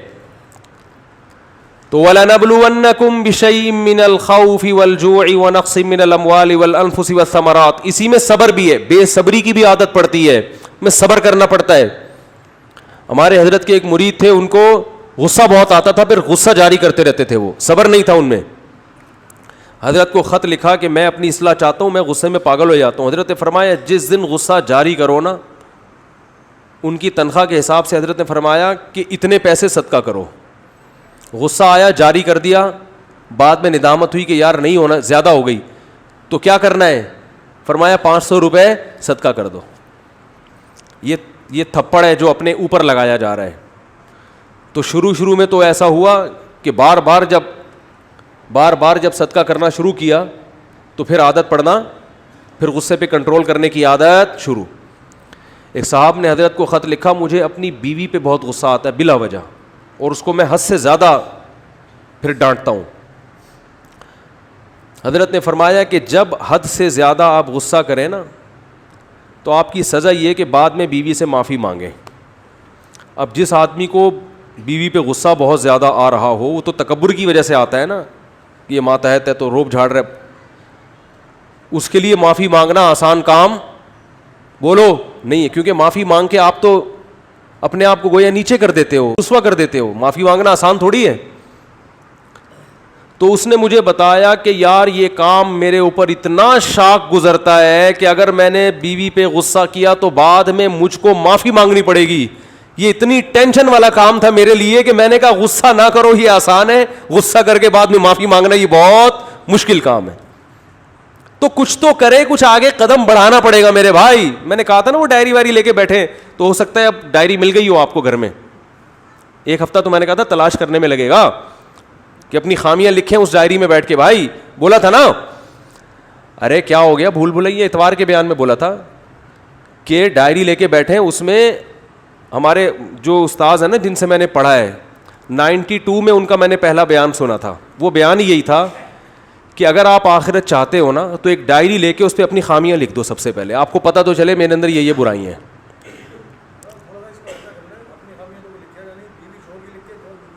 ہاں ہوئے تجویز آئی ہے کہ اپنی خامیاں خود نہ لکھیں, بیگم سے کہیں کہ میری خامیاں تم لکھو اور تمہاری خامیاں میں لکھوں گا. اصل میں وہ تو ٹھیک ہے, دوسرا آپ کی خامیاں زیادہ اچھا بتا سکتا ہے, لیکن اس میں پرابلم یہ ہوگی کہ جنگ چھڑ جائے گی. حقیقت ہے, وہ جب کہے گی یہ خامی ہو کہے گا ہے ہی نہیں ہے یہ تو تمہارا, پھر یہ کہے گا تمہارے اندر یہ خامی. تو سب سے بڑی خامی یہی ہے کہ اپنی خامی ماننا ہی نہیں ہے. تو پہلے اس کی تو اصلاح ہو نا, پھر اس کے بعد اگلا اسٹیپ ہے. تو ڈائری میں بیٹھ کے اپنی خامیاں لکھیں. میں غصے کو بلا وجہ جاری کرتا ہوں, بات بات پہ خام خواہ میں میرا میٹر شارٹ ہوتا رہتا ہے, یہ گٹکا کھاتا ہوں, یہ سگریٹ پیتا ہوں, نماز میں پابندی نہیں ہو رہی, تکبیر اولیٰ کی پابندی نہیں ہو رہی, یہ مسئلہ ہے, بچوں کی تربیت کی کوئی فکر نہیں ہے, گھر میں ٹائم نہیں دے رہا, سارا دن کٹر کے ڈھکن پہ باہر بیٹھا رہتا ہوں گلی میں, ٹھیک ہے نا. ایک ایک چیز بیٹھ کے لکھ کے نا, دماغ انسان کا اس قابل نہیں ہوتا کہ سارا چیز کھوپڑی میں رکھے, وہ اپنے اس کو پیپر پہ لے کر آئے, ٹھیک ہے نا. پھر پیپر سنبھال کے رکھیں, ایسا نہ ہو کہ وہ پرچہ ہی گم جائے تو آپ کی ساری خامیاں مارکیٹ سے شارٹ ہو گئی. تو کسی ڈائری میں لکھیں, پھر اس کو پھر بیٹھیں کہ یار یہ چھوڑنی کیسے ہے, اس کے لیے کیا ترتیب ہے. چلو عادت پڑ گئی ہے, مشکل ہو رہا ہے, لیکن ہر چیز کا کوئی حل تو ہوتا ہے نا. ما انزل اللہ من داء الا انزل له شفاء, بخاری کی حدیث ہے. نبی نے فرمایا کوئی بیماری اللہ نے ایسی پیدا نہیں کی جس کا علاج نہ کیا ہو. اس میں جسمانی بیماریاں بھی ہیں, روحانی بیماریاں بھی ہیں. ہر بری خصلت کا علاج اللہ نے اس دنیا میں رکھا ہے, ہر برائی چھوٹ سکتی ہے. او بھائی صحابہ کرام شراب کے صدیوں سے عادی تھے, چھوٹ گئی نا ان سے, صدیوں سے عادی تھے, اعلان ہوا نہیں پینی, ختم, وہ بہا دیا انہوں نے, نالیوں میں شرابیں بہا دی ہیں. کتنی ٹینشن ہوئی ہوگی کچھ دن ان کو, بت پرستی ان کے خون میں شامل ہو چکی تھی, چھوڑ دی نا ایسی توحید. نبی صلی اللہ علیہ وسلم نے فرمایا کہ شیطان اس بات سے مایوس ہو گیا ہے کہ جزیرہ عرب میں اس کی عبادت ہو, قیامت تک بت پرستی جزیرہ عرب میں نہیں ہوگی. آج بھی عربوں کی توحید دیکھو, عربوں میں کوئی بڑے سے بڑا انتقال ہو, اتنی سی قبر ہوگی چھوٹی سی, اور پتہ نہیں کہاں ہوگی, پتہ ہی نہیں ہوگا. ہمارے یہاں کوئی چھوٹے سا آدمی بھی دنیا سے جاتا ہے, شور اتنا زیادہ ہوتا ہے, اور اس کی قبریں اتنی اونچی اونچی پہاڑ جیسی قبریں, اور پھر قبریں بھی قبرستان میں نہیں ہوں گی. یہ بھی ایک بہت بڑی بدعت ہے. بھائی جہاں سب مسلمان دفن ہوتے ہیں وہاں بزرگ کو کیوں دفن نہیں کر رہے؟ ہر بزرگ کے لیے ایک الگ چار دیواری ہوگی اور الگ پروٹوکول دے کے دفن کیا جائے گا. یہ کہاں سے بدعت آئی ہے؟ یہ اجمیوں کی بدعتیں ہیں, عربوں میں یہ چیزیں نہیں ہیں. شاہ فہد کی قبر پتہ ہے کس کو کہاں ہے؟ بولو نا بھائی, سعودی عرب کا بادشاہ شاہ فیصل کی قبر کا پتہ ہے؟ کہہ رہے بھائی دنیا سے چلے گئے تو عام مسلمانوں کی قبرستان میں, بڑے بڑے علماء. شیخ بن باز کا کوئی مزار دیکھا کسی نے؟ سعودی عرب کے مفتی اعظم بہت بڑے مفتی عالم تھے, کسی کو پتا ان کا مزار کہاں ہے؟ کوئی پھول دیکھا ان کے مزار پہ, ان کی قبر پہ؟ یہ توحید ہے جو آج بھی آپ کو کہاں ملے گی؟ بولو, عربوں میں. اور ہمارے ہاں جس کا انتقال ہو رہا ہے اتنی اتنی اونچی اونچی قبریں, پھر ان کے پھول ڈال کے اور اتنا اونچا کر دیا, پھر ان قبروں پہ جو کچھ ہو رہا ہے بدعتیں, اور پھر الگ پروٹوکول دے کے الگ قبر کیوں بنا رہے ہو بھائی؟ ہمارے حضرت فرمایا کرتے تھے جو بزرگ ہوگا نا واقعی میں بزرگ, وہ یہ چاہے گا مجھے عام مسلمانوں کے قبرستان میں دفن کیا جائے, کیونکہ اللہ کی رحمت جو عام مسلمین پر ہوتی ہے وہی مجھ پر ہو. وہ اپنے آپ کو کبھی بھی عام مسلمانوں سے ممتاز اور جدا نہیں کرنا چاہتے, تو ان کی تو یہ خواہش ہوتی ہے. بعد والے پھر اپنے چکر میں ان کو الگ دفن کرتے ہیں, اپنے چکر میں. جتنے بزرگان دین کی قبریں الگ الگ جگہ پر, ان کی اپنی کوئی وصیت نہیں تھی, بعد کے مریدین گڑبڑ کرتے ہیں ان کے ساتھ. تو ہمارے ہاں عقیدوں کے معاملے میں حساب بہت خراب ہے, بہت خراب. تو ہمارے نبی نے کیسی محنت کی, وہ قوم جو قبر پرست اور بت پرست تھی, کیسی توحید کے 1400 سال گزر گئے. آپ عربوں میں جا کے دیکھو, آپ کو قبروں میں کوئی قبر ایک بالش سے زیادہ اونچی نظر نہیں آئے گی. حالانکہ وہاں جتنے بڑے بڑے لوگ دفن ہیں, ہم جیسے ان کا تصور بھی نہیں کر سکتے. اتنے بڑے بڑے لوگ دفن ہیں وہاں پہ. جنت البقیع میں کتنے بڑے بڑے لوگ دفن ہیں, جنت المعلی میں کتنے بڑے بڑے لوگ دفن ہیں. تو اس سے پتہ چلتا ہے بھائی اگر چاہو تو سب کچھ ہو سکتا ہے, نہیں چاہو تو کچھ بھی نہیں ہو سکتا. اللہ تعالی ہم سب کو سمجھنے کی, عمل کی توفیق عطا فرمائے. وینٹیلیٹر پر ہے, ان کے لیے دعا کریں, دل سے دعا, اللہ تعالیٰ صحت عطا فرمائے. شہزاد کے والد صاحب کی صحت کے لیے اور ان کے خاتمہ بالخیر کے لیے دعا کریں, دل سے دعا ہے جی اللہ تعالیٰ صحت عطا فرمائے اور ایمان پر موت مقدر فرمائے. آن لائن کریڈٹ کارڈ کے ذریعے رقم ادا کرنے پر دراز کی طرف سے 10% یا 20% ڈسکاؤنٹ ملتا ہے, وہ صحیح ہے یا نہیں ہے؟ ہاں ٹھیک ہے. کیا فرماتے ہیں مفتیان کرام مسئلہ مذکورہ کے بارے میں کہ ایک مسافر شخص کہیں پر نماز پڑھنے کے لیے اترا, جب وہ نماز پڑھنے کے لیے مسجد پہنچا تو آخری رکعت میں شریک ہوا. واضح رہے کہ اس جماعت میں اکثر تعداد مسافرین کی تھی. اب اس شخص کو معلوم نہیں کہ امام مسافر ہے یا مقیم, تو اب اس حالت میں وہ 2 رکعت پڑھے گا, یہ 4 رکعت. یہ بڑی کنفیوژن ہوتی ہے کہ پتہ ہی نہیں ہوتا امام مسافر ہے یا مقیم ہے, اور وہ آخری رکعت میں ہوتا ہے. تو اسی وجہ سے امام پر یہ لازم ہے کہ وہ سلام پھیرنے کے بعد بتائے کہ میں مسافر ہوں. اتموا صلاتکم فإنا قوم سفر. نبی صلی اللہ علیہ وسلم جب مسافر ہوتے تھے تو سلام پھیرنے کے بعد یہ اعلان کرتے کہ ہم مسافر ہیں, جو مقیم ہے وہ اپنی نماز مکمل کر لیں. تو امام پر بھی یہ لازم ہے کہ وہ ایسی جگہ نماز پڑھا رہا ہے کہ لوگوں کو کنفیوژن ہو سکتی ہے, تو وہ سلام پھیرنے کے بعد اردو میں بتا دے کہ میں مسافر ہوں, آپ اپنی نماز مکمل کریں. اس سے پیچھے پتہ چل جائے گا. نہیں پتہ چلتا تو پھر امام نے اگر اعلان نہیں کیا تو بظاہر یہی ہے کہ وہ مقیم ہے, تو آپ 4 رکعت مکمل کر لیں, پھر پوچھ لیں. پوچھنے کے بعد اگر مقیم ہے تو ہو گئی نماز, نہیں ہے تو پھر 2 رکعت پڑھیں دوبارہ.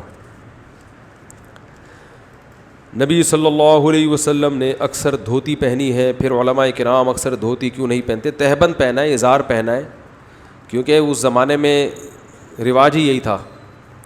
تو شلوار کی بھی مجھے یاد پڑتا ہے, کسی روایت میں تذکرہ ملتا ہے. ہر قوم کا اپنا کلچر ہوتا ہے. تو نبی صلی اللہ علیہ وسلم نے گدھے کی سواری فرمائی ہے, گھوڑے کی سواری فرمائی ہے, ٹھیک ہے نا, جو کی روٹی کھائی ہے. اس زمانے میں لوگ جو کی روٹی زیادہ کھایا کرتے تھے, کھجوریں کھائی ہیں. تو اب یہ نہیں کہ لوگ, آپ کا مزاج کھجور کا ہے یا نہیں ہے پھر بھی آپ کھجوریں کھا رہے ہیں. کھجور ہر آدمی کو تو موافق نہیں آتی. یا گدھے, آپ کو سواری جو ہے نا گاڑی ہے اور آپ گدھے پر سواری کریں. اب انگریزوں کو اگر آپ کہیں یہ کرتا شلوار پہنے تو سردی سے ٹھٹر کے ویسے ہی مر جائے گا بیچارہ لندن میں, اور یہاں اتنی سردی ہوتی ہے. تو اس لیے اسلام نے کسی قوم کا کوئی مخصوص لباس نہیں رکھا. دین فطرت ہے نا, تو فطرت کے حساب سے لوگوں کو آزادی دی ہے, جو جس زمانے کے حساب سے لباس پہننا چاہے. ہاں اس میں یہ ہے کہ کسی قوم کا شعار نہ ہو, اور عورت کا لباس پراپر ہو, مرد کا لباس عورتوں جیسا نہ ہو, عورتوں کا مردوں جیسا نہ ہو. مرد کے لیے ازار یا شلوار ٹخنوں سے نیچے نہ ہو, اوپر ہو. یہ چند پابندیاں لگائی ہیں, اس کے علاوہ اسلام نے آزاد رکھا ہے. لبرلز کہتے ہیں کہ ہمارے معاشرے میں عورت میں کوئی برائی ہو تو زیادہ بری سمجھی جاتی ہے. مثلا اگر کوئی مرد سگریٹ پیتا ہے تو بری عادت کہتے ہیں, لیکن اگر کوئی عورت پیے تو بری عورت سمجھی جاتی ہے. دیکھو, لبرل لوگوں کو تو خواتین کے حقوق کے نام پہ چورن بیچنے کا بہت شوق ہے. ان کے ہاں جتنے خواتین کے حقوق پامال ہوتے ہیں نا, اتنے مذہبی لوگوں کے ہاں نہیں ہوتے. یہ تو دماغ میں رکھو آپ. سب سے پہلی بات یہ ہے کہ ان کی شادیاں اتنی لیٹ ہوتی ہیں. تو اب یہ جب 40 سال میں شادی کرے گا تو یہ اس سے عورت کا حق پامال ہو رہا ہے, نہیں ہو رہا. جس عورت سے شادی ہونی تھی وہ بغیر, وہ شوہر لیس زندگی گزارتی ہے 40 سال تک, وہ بوائے فرینڈ کے ساتھ گزارا کرتی ہے. تو مذہبی لوگ جلدی نکاح کرتے ہیں, جب نکاح کرتے ہیں تو اس لڑکی کو جلدی گھر بسا دیتے ہیں. اس بوائے فرینڈ کی نحوست سے نکال کے اس کو شوہر والی نعمت عطا کرتے ہیں, اس کی اولاد ہوتی ہے, خاندان بستا ہے. تو آج جتنے بھی نعرے لگ رہے ہیں نا عورت کے حقوق کے نام پہ, یہ لیبل بہت اچھے ہیں, ان کے پیچھے عورت کا استحصال ہو رہا ہے. تو یہ جو انہوں نے سوال کیا ہے, کہاں چلا گیا سوال ہی غائب ہو گیا. ابے تم سوال لے کے بیٹھ گئے یار. ہاں کہ خواتین سگریٹ پیتی ہیں تو زیادہ برا سمجھا جاتا ہے, مرد پیتا ہے. دیکھو پہلی بات تو یہ جو لبرلز لوگوں کا ایک پروپیگنڈا ہے, یا مذہب مخالف لوگوں کا جو ایک پروپیگنڈا ہے کہ مرد اور عورت دونوں کو ایک نظر سے دیکھتے ہیں, یہ نظر ہی غلط ہے. دونوں میں جب اللہ نے فرق رکھا ہے تو اس فرق کو ختم کر دینا یہ پاگل پنا ہے, حماقت ہے. دونوں کی جو اللہ تعالیٰ نے جو سوچ بنائی ہے, باڈی بنائی ہے, دونوں کا جو مزاج بنایا ہے, اس میں زمین آسمان کا فرق ہے. تو لہذا دونوں کے احکام بھی ایک دوسرے سے جدا ہیں, الگ ہیں. ایک صاحب مجھے کہنے لگے جب شوہر مر جاتا ہے تو بیوی عدت گزارتی ہے اسلام میں, بیوی مر جائے تو شوہر پہ عدت کیوں نہیں ہے؟ تو یہ تو اسلام نے بڑا فرق کر دیا, اس کے لیے حکام الگ, اس کے لیے الگ. میں نے کہا یار یہ میٹرنیٹی ہوم خواتین کے لیے ہوتے ہیں, مردوں کے لیے کیوں نہیں ہوتے؟ یہ گورنمنٹ نے بڑا فرق کیا ہوا ہے نا, کہ مردوں کے لیے ہسپتال الگ ٹائپ کے, خواتین کے لیے. بولو بھائی, وہ میٹرنیٹی ہوم عورتوں کے لیے بن رہے ہیں. وہ ایک سیاسی لیڈر تقریر کر رہے تھے نا کہ آپ مجھے ووٹ دیں, میں اسکول بناؤں گا, لڑکوں کے الگ, لڑکیوں کا الگ. اب جوش میں سیاسی لوگ تو اکثر آپ کو پتہ ہے کہ پھینک رہے ہوتے ہیں, ان کو پتہ تو ہوتا نہیں ہے کہ آگے کرنا بھی ہے کہ نہیں کرنا کچھ. تو انہوں نے کہا ابھی تو ووٹ لینے, پھینکتے رہو, میں یہ کروں گا, گرلز کے کالج الگ بناؤں گا, بوائز کا الگ. تو کسی نے کہا کہ سر ہمارے ہاں میٹرنیٹی ہوم نہیں ہے. انہوں نے کہا آپ ووٹ تو دیں مجھے, 2 بناؤں گا, لڑکیوں کے لیے الگ, مردوں کے لیے الگ. تو جو اس کے قائل ہیں نا برابری کے, ان سے کہو کہ یہ کیا مسئلہ ہے کہ عورت بچے کو فیڈ کیوں کراتی ہے, آدمی کیوں نہیں کراتا, عورت بچہ کیوں جنتی ہے, آدمی کیوں نہیں جنتا. تو اس لیے عورت پہ عدت ہے, مرد پہ عدت نہیں ہے. نسب خراب ہونے کا خطرہ عورت سے ہوتا ہے, مرد سے تھوڑی ہوتا ہے.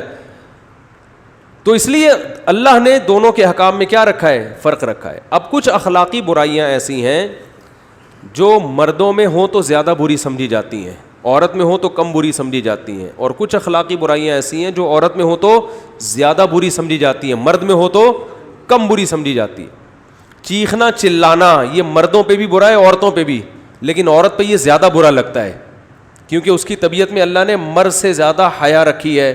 وہ بے حیائی کا کام کرے گی نا تو اپنی نیچر سے زیادہ بغاوت کر رہی ہے. وہ مرد اگر بے حیائی کرتا ہے تو وہ اپنی نیچر سے زیادہ بغاوت نہیں کر رہا, اس کی طبیعت میں اتنی حیا نہیں ہے. عورت تو نام ہی حیا کا ہے.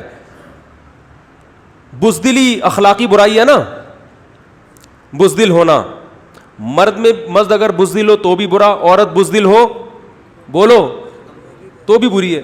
لیکن مرد پہ بزدلی زیادہ بری لگتی ہے. اب اگر کوئی مرد بزدل ہے, چھپکلی سے ڈرتا ہے, عورت بھی چھپکلی سے ڈرتی ہے, ہم کہیں گے یار یہ چھپکلی کیا بگاڑے گی آپ کا, کیوں ڈر رہے ہو. لیکن مرد اگر ڈرے گا تو یہ زیادہ برا سمجھا جائے, یار تم آدمی ہو کے چھپکلی سے ڈرتے ہو, تمہیں شرم نہیں آتی. اور عورت اگر ڈر رہی ہے تو تھوڑا بہت سمجھا دے گا, بھائی بیگم میں تم سے ڈرتا ہوں, تمہیں اللہ نے ایسی صلاحیتیں دی ہیں اور تم چھپکلی سے ڈر رہی ہو. کسی نے کہا دنیا گول ہے, ٹھیک ہے نا. تو بڑا اچھا کسی نے ایک میسج بھیجا تھا کہ پتہ نہیں پوری کہانی لکھ کے بھیجی کہ فلاں اس سے ڈرتا ہے, وہ اس سے ڈرتا ہے, وہ اس سے ڈرتا ہے, پھر آپ سب اپنے باس سے ڈرتے ہیں, پھر باس اپنی بیوی سے ڈرتا ہے, اور بیوی چوہے سے ڈرتی ہے, اور چوہا آپ سے ڈرتا ہے. تو اس سے پتہ چلتا ہے دنیا کیا ہے, گول ہے.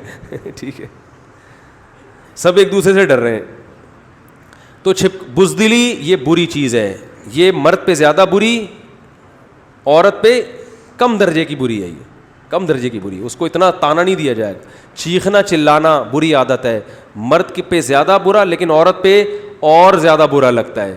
تو اسی طرح یاد رکھو یہ جو بے حیائی کے کام ہے نا, بے حیائی والے کام, بدکاری ہے, زنا ہے, یہ دونوں کے لیے برا ہے. اس لیے سزا اللہ نے سیم رکھی ہے. مرد اگر زنا کرتا ہے تو بھی 100 کوڑے لگتے ہیں, عورت زنا کرتی ہے تو بھی 100 کوڑے. مرد شادی شدہ زنا کرے گا تو رجم ہے, عورت کو بھی رجم ہے. لیکن جہاں زنا کی سزا کی بات آئی ہے نا تو اللہ نے عورت کا ذکر پہلے کیا کہ اس کو سزا دو, مرد کا دوسرے نمبر پہ کیا ہے. قرآن میں ہمیشہ مرد اور عورت کا جہاں بھی تذکرہ آئے گا مرد پہلے ہوگا, عورت کا تذکرہ اللہ اس کے بعد کرتے ہیں. لیکن چند مقامات پہ اللہ نے عورت کا تذکرہ پہلے کیا, مرد کا بعد میں. جیسے زنا کی جہاں بات آئی ہے, الزانیۃ والزانی, زنا کرنے والی عورت اور مرد دونوں کو کوڑے مارو, تو پہلے ذکر اس لیے کیا ہے کہ عورت کے لیے زنا کرنا زیادہ برا ہے, کیونکہ عورت میں حیا بھی ہوتی ہے جو اس کو برائی زنا سے روکتی ہے. نمبر 2, اس میں یہ شہوت زیادہ نہیں ہوتی, یہ مرد میں زیادہ ہوتی ہے. اس لیے اگر وہ زنا کرے گی نا تو وہ اپنی نیچر کی بغاوت اس نے بہت زیادہ کی ہے.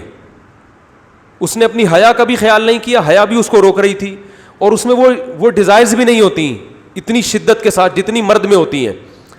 تو اس درجے کی ڈیزائرز بھی نہیں تھی جو مرد میں ہوتی ہیں, اور حیا بھی تھی. اس کے باوجود اس نے زنا کیا تو اللہ نے کیا فرمایا, اس کو پہلے کوڑے لگاؤ.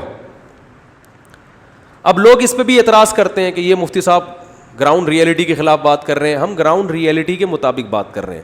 آپ دیکھو کوئی عورت کسی کو زنا کی دعوت دے اور مرد بھاگ جائے, یہ مرد کا بڑا کمال سمجھا جاتا ہے کہ یار بڑا نیک آدمی, عورت نے دعوت دی اور کوئی رکاوٹ نہیں تھی مگر اس نے اپنے آپ کو بچایا.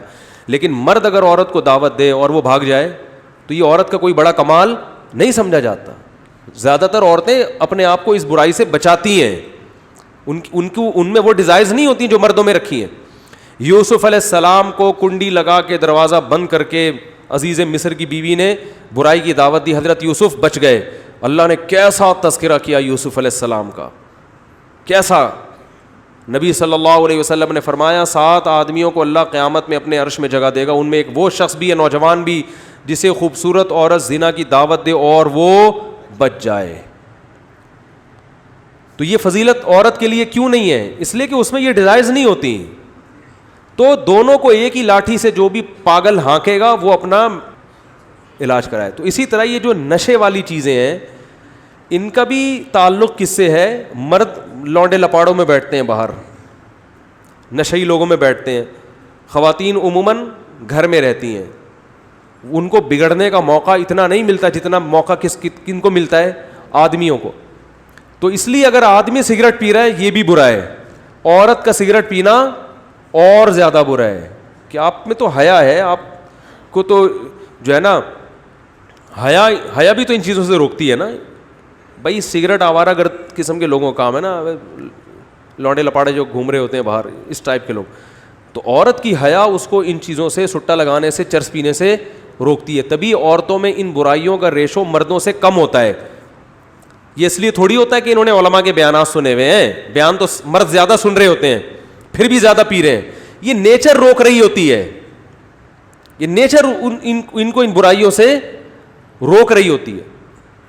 ہمارے ایک دوست امریکہ گئے, انہوں نے مجھے بتایا کہ وہاں ایک خاتون نے, ایک گوری آئی, ان کے پاس سوال پوچھا کہ آپ کا جو اسلام ہے وہ مرد کو جو 4 کی اجازت دیتا ہے, عورت کو اجازت نہیں دیتا. تو عورت کی بھی تو ریکوائرمنٹ ہو سکتی ہے نا کہ وہ ایک سے زیادہ مردوں کے پاس جانا چاہتی ہے, اس کی بھی تو ریکوائرمنٹ ہو سکتی ہے. تو انہوں نے بڑا اچھا جواب دیا. انہوں نے کہا اسلام نے جن 4 عورتوں کو ایک مرد پر قناعت کا حکم دیا ہے نا, ان سے عورتیں مراد ہیں جو عورتوں کی فطرت پر ہوں, جو کیا ہوں, جو واقعی عورت ہوں.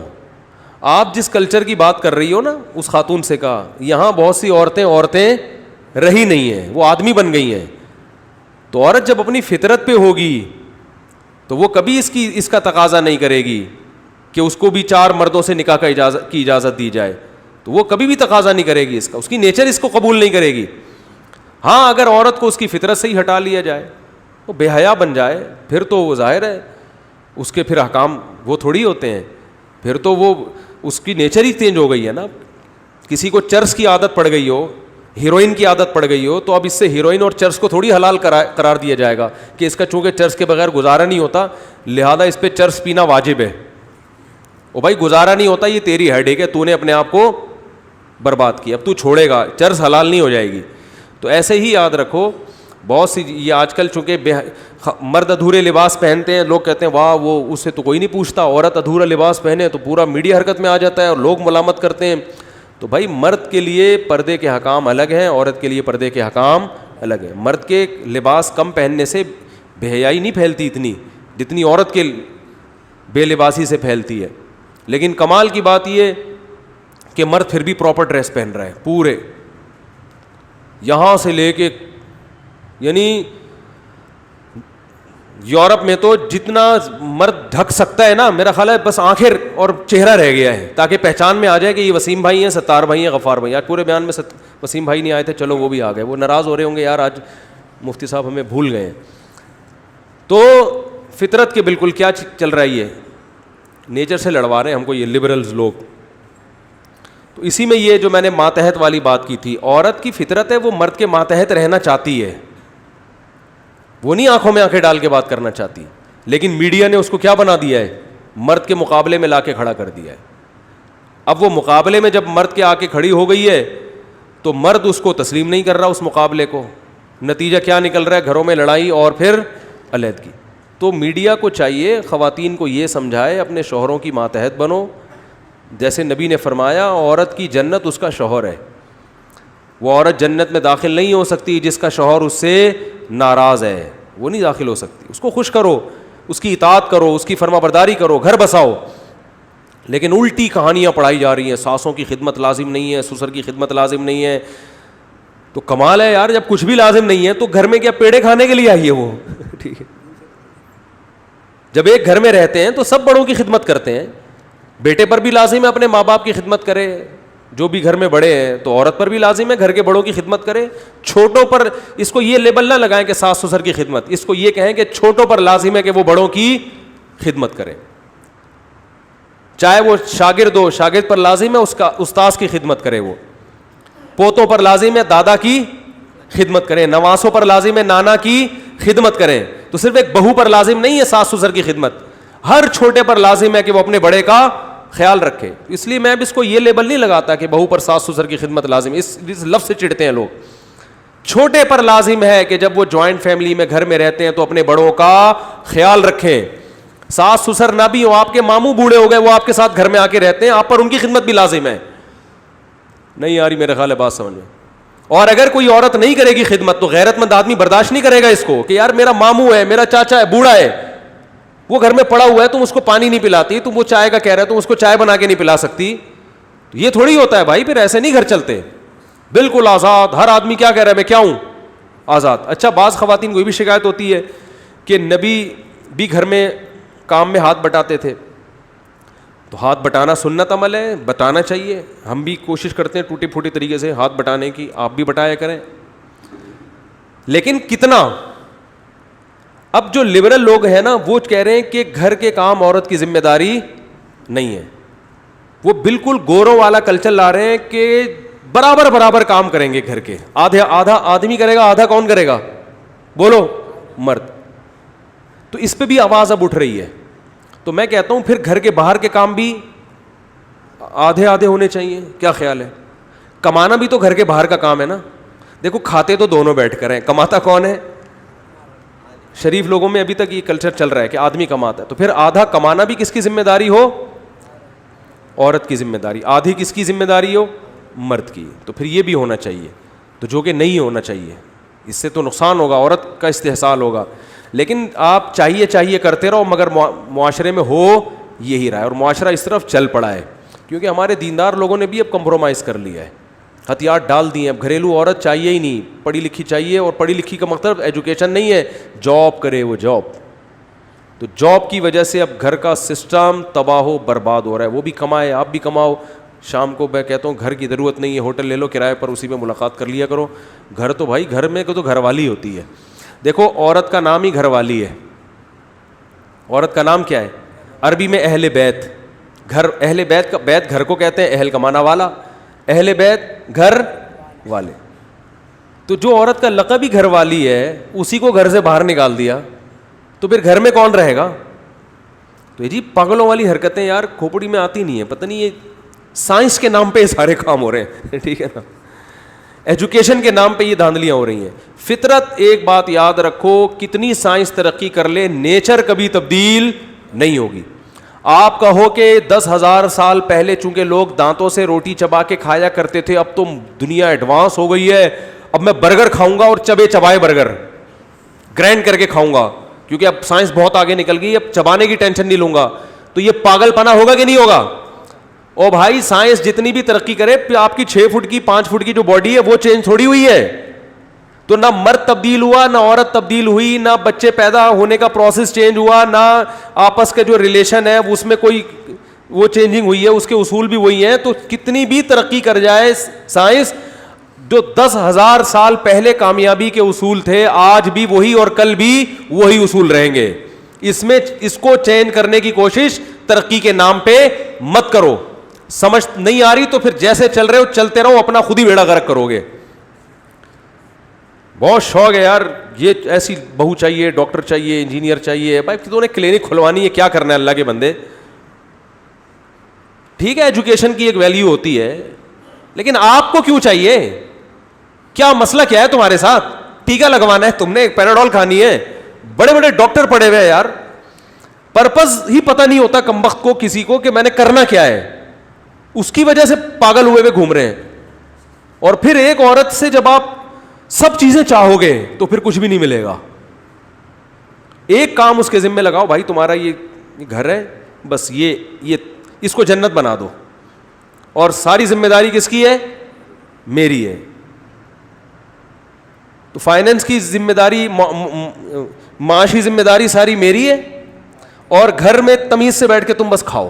ٹھیک ہے نا, پیزا چاہیے پیزا لے آؤں گا, برگر چاہیے انڈے والا چاہیے, زنگر برگر. آج کل اتنے پیسے ہوتے ہیں, جو غریب آدمی ہے وہ پھر ان کی بیویوں کی ریکوائرمنٹ بھی پھر اسی حساب سے ہوتی ہے. لیکن نارملی لوگ تو یہ سب چیزیں کر سکتے ہیں. او بھائی تم نے گھر کو کیا بنانا ہے؟ جنت. کل ایک خاتون نے مجھے میسج بھیجا, کسی کو پتہ نہیں ہے کس کی بات چل رہی ہے, غیبت میں نہیں آتا, کہ میری بھابھی یہ فل ٹینشن بنی ہوئی ہے میرے لیے, اور بھابھی الگ گھر کا مطالبہ کر رہی ہے, اور بھابھی یہ کر رہی ہے, اور بھابھی یوں کر رہی ہے, اور بھابھی یہ کر رہی ہے, اور بھابھی وہ کر رہی ہے. تو میں نے کہا آپ گھر میں ہو کیوں؟ کہہ رہی میں ڈاکٹر بن رہی ہوں, میں بھی شادی نہیں کر سکتی. تو میں نے کہا یہ آپ کی ٹینشن ہے, آپ کی بھابھی کی ٹینشن نہیں ہے. جب بھابھی گھر میں آئے گی نندوں کے ساتھ اس کا گزارا نہیں ہوگا. آپ شادی کر کے پتلی گلی سے نکلو یہاں سے, اس کے گھر چھوڑو. بھابھی اور اس کے آپ کے بھائی کا ہیڈ ایک ہے, وہ الگ رہنا ہے, ساتھ رہنا ہے, ساتھ سے لڑنا ہے کہ نہیں لڑنا, کیا پکانا ہے, یہ آپ کا ہیڈ ایک نہیں ہے. نیچرل لائف تھوڑی ہے. بلوغت کے بعد آپ کے باپ کا گھر آپ کا نہیں ہے, آپ کا گھر اپنے میاں کا ہے. وہاں جاؤ اور وہاں سے نندوں کو نکالو. حقیقت ہے. عورت کا گھر تو اس کے میاں کا ہوتا ہے نا. ابے اماں ہوا کس کے ساتھ رہتی تھی؟ آدم علیہ السلام کے ساتھ رہتی تھی نا. رخصتی آدمی کی تھوڑی ہوتی ہے, عورتوں کی ہوتی ہے رخصتی.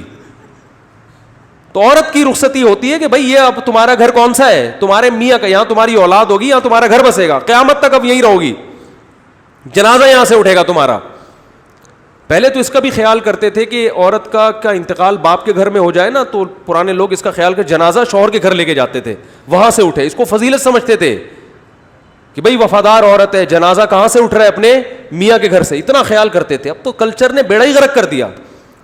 جہاں سے مرضی جنازہ اٹھے, کوئی مسئلہ نہیں ہے. عدالت میں خلا کا کیس چل رہا تھا, جنازہ اٹھ رہا ہے, تو یہ ہو رہا ہے. تو میں نے اس خاتون کو مشورہ دیا, میں نے کہا آپ اس ٹینشن میں, بھابھی اور بھائی کی جو لڑائی کی ٹینشن آپ کے ذمے نہیں ہے, کیونکہ وہ ٹینشن, پھر وہ بھابھیوں کی غیبتیں, بھابھی یہ کر رہی ہے, بھابھی یہ کر رہی ہے. بس چھوڑ دے بھابھی کو اپنے حال پہ, بھائی کے ساتھ. آدمی کو پتا ہوتا ہے بیگم کو کس طرح لے کے چلنا ہے, کیا اس کی برائیاں ہیں, کیا اچھائی ہیں, وہ اس حساب سے چل رہا ہوتا ہے. اسے پتا ہوتا ہے میری بیوی میں یہ برائی ہیں, لیکن کوئی بات نہیں یار, میں اس کو چھوڑ نہیں سکتا, یہ برائی کے باوجود میں اس کو رکھوں گا, برداشت کروں گا. وہ صحیح نہیں کر سکتا, لیکن عورتیں اس کو سیدھا کرنے کی کوشش کرتی. میری بھابھی میں یہ برائی کیوں ہے, سیدھی کیوں نہیں ہو رہی برائی؟ تو پولیس نہیں کر سکتی, آپ کہاں سے سیدھا کر سکتی ہو؟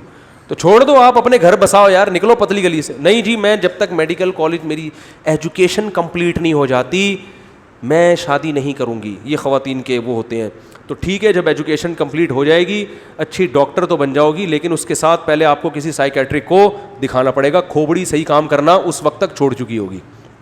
اتنے گھریلو گھر میں جھگڑے ہو چکے ہوں گے نا, اور جب ایک دفعہ دماغ کی سیٹنگ آؤٹ ہوتی ہے نا, پھر ایسی خواتین شادی ہو کے یہ ساری ٹینشن پارسل کر دیتی ہیں سسرال میں. آئی بات سمجھ میں؟ کیونکہ اپنا ہی کھوپڑا صحیح نہیں ہوتا. تو جب ٹینشن کے ساتھ رخصتی ہوئی ہے تو وہ پھر جب دیکھو فریش دماغ آدمی ہر جگہ خوش رہتا ہے, ہر نیگیٹو کو بھی پازیٹیو لے جاتا ہے. اور جو پہلے سے ہی جلا بھنا بیٹھا ہو اور پہلے سے ہی ڈپریشن میں ہو, وہ دوسروں کو بھی ڈپریشن میں ڈالتا ہے کہ نہیں ڈالتا؟ وہ لطیفہ سناتا ہوں نا, امام صاحب بیان کر رہے تھے کہ 3 آدمی جہنم میں جائیں گے, ایک وہ جو زنا کرتا ہے, ایک وہ جو سود کھاتا ہے, تیسرا وہ, ابھی کہہ نہیں لگتے تھے کہ آدمی اٹھ جاتا تھا. امام صاحب ایک بات میری سن لیں. امام صاحب نے کہا بیٹھ جا, بات تو کمپلیٹ ہونے دے. پھر شروع کرتے, 3 آدمی جہنم میں جائیں گے, ایک وہ جو زنا کرتا ہے, دوسرا وہ جو نماز چھوڑتا ہے, تیسرا. پھر وہ کہتے ہیں امام صاحب 1 منٹ کی بات. امام صاحب کو غصہ آ گیا. امام صاحب نے کہا بیٹھ آرام سے. پھر کہنے لگے 3 آدمی جہنم میں, ایک وہ جو زنا کرتا ہے, دوسرا وہ جو نماز چھوڑتا ہے, تیسرا وہ جو وہ کھڑے ہوئے نا, اس نے کہا تیسرا یہ جائے گا جہنم میں. ٹھیک ہے, تیسرا کہہ رہے یہ جائے گا جہنم میں. تو غلط کہا امام صاحب نے, لیکن جب آدمی ڈپریشن میں ہوتا ہے تو پھر اس طرح کی باتیں کرتا ہے. تو یہ پھر اپنی وہ گھر کی جوائنٹ فیملی کی ٹینشن لے کے, یہی ٹینشن کہاں جائے گی؟ اسی ٹینشن کے ساتھ ان کی رخصتی ہوگی. وہ بھی پتہ نہیں ہو کہ نہ ہو, کیونکہ ڈاکٹر بننے میں ٹائم لگے گا, پھر یہ ہوگا, پھر یہ ہوگا, پھر وہ عمر بھی نکل جائے گی. پھر ایک نئی ٹینشن کہ میری بھابھی کی شادی ہو گئی میرے بھائی جیسے ہیرے سے, اور میرے لیے کوئی رشتہ آ ہی نہیں رہا. پھر یہ ایک عذاب ہے. گھر میں نندوں کا وجود جو ہے نا بہت بڑی اللہ کی رحمت ہے, کیونکہ نندیں بھی بیان سنتی ہیں. تو گھر میں بہت بڑی اللہ کی رحمت ہے نندوں کا وجود. تو ابے بھائی اپنے گھر کا اپنا گھر بناؤ, جا کے وہاں شوہر سے بول دو کہ میں میڈیکل کالج میں پڑھ رہی ہوں, میں اپنی ایجوکیشن جاری رکھوں گی. یہ شرط لگا لو سسرال. اور اچھا عزت دار شوہر ہوگا تو بولے گا اب یہ باقی تعلیم میرے خرچے پہ ہوگی. انسان کا بچہ ہوگا تو کیا بولے گا کہ بھائی میری بیوی ڈاکٹر بن رہی ہے تو میری عزت ہوگی معاشرے میں, بھائی ڈاکٹر صاحب کے ہسبینڈ جا رہے ہیں, ٹھیک ہے نا. ٹھیک ہے, ان کو تو کچھ نہیں آتا لیکن ان کی وائف کیا ہیں, پڑھی لکھی ہیں, تو اسی بہانے عزت ہو جائے گی تھوڑی سی. تو اب بولو بھائی کہ یہ باقی خرچہ کون اٹھائے گا؟ میں اٹھاؤں گا. تو نکلو گھر سے یہاں سے, نہیں تو یہ ان لڑائیوں کا کوئی علاج نہیں ہے. بھابھی کو نند نہیں ٹھیک کر سکتی, یہ ذہن میں رکھو, نہ ٹھیک کرنے کی کوشش کرنی چاہیے. مفتی صاحب شرک پر بیان کریں. بیان ہوا ہے میرا شرک پر. مفتی صاحب قیامت کے دن اللہ تعالیٰ حساب کس طرح لیں گے, اس پر تفصیلی بیان کریں. او بھائی یہ تو 6 گھنٹے کے بیانات ہیں. مفتی صاحب گھر سیل کر رہے ہیں, رکاوٹیں بہت آتی ہیں, دعا کی اپیل ہے, دل سے دعا, اللہ تعالیٰ آسانی فرمائے. گھر بیچنے میں جو رکاوٹیں آتی ہیں کوئی بندش یا جن چڑیل بھوت کا اثر نہیں ہوتا. گھر بیچنا آسان کام نہیں ہے. کوئی انڈے والا برگر تھوڑی بیچ رہے ہیں کہ 2 منٹ میں بک جائے گا. یہ بہت سے لوگوں کی فون آتے ہیں کہ بھائی گھر بیچ رہے ہیں, 1 سال سے کوشش میں لگے ہوئے, نہیں بک رہا. بھائی وہ گھر ہے, وہ اتنے آسانی سے نہیں بکے گا. ایسا ہی بک رہا ہوتا, لوگ ارب پتی بن چکے ہوتے, ادھر گھر خریدا, ادھر کسی کو پہنایا, ادھر دوسرا خریدا, ادھر کسی کو پہنایا, ایسے تو مزے آ جاتے لوگوں کے. یہ پھر تھوڑا حیا کے خلاف مسئلہ ہے بھائی. میری صحت کے لیے دعا فرمائیں. زاہد اقبال صاحبال سے دل سے دعا ہے. B4U کمپنی کے نام سے کمپنی جو لوگوں سے پیسے جمع کرتی ہے, مختلف کاروبار میں لگاتی ہے, جس کا ہر ماہ لگی ہوئی رقم کے حساب سے پروفٹ دیتی ہے, منافع جائے. مجھے اس کمپنی کا نہیں پتا, اگر یہ پروفٹ میں شرکت کے بیس پر نفع دے رہی ہے تو پھر جائز ہے.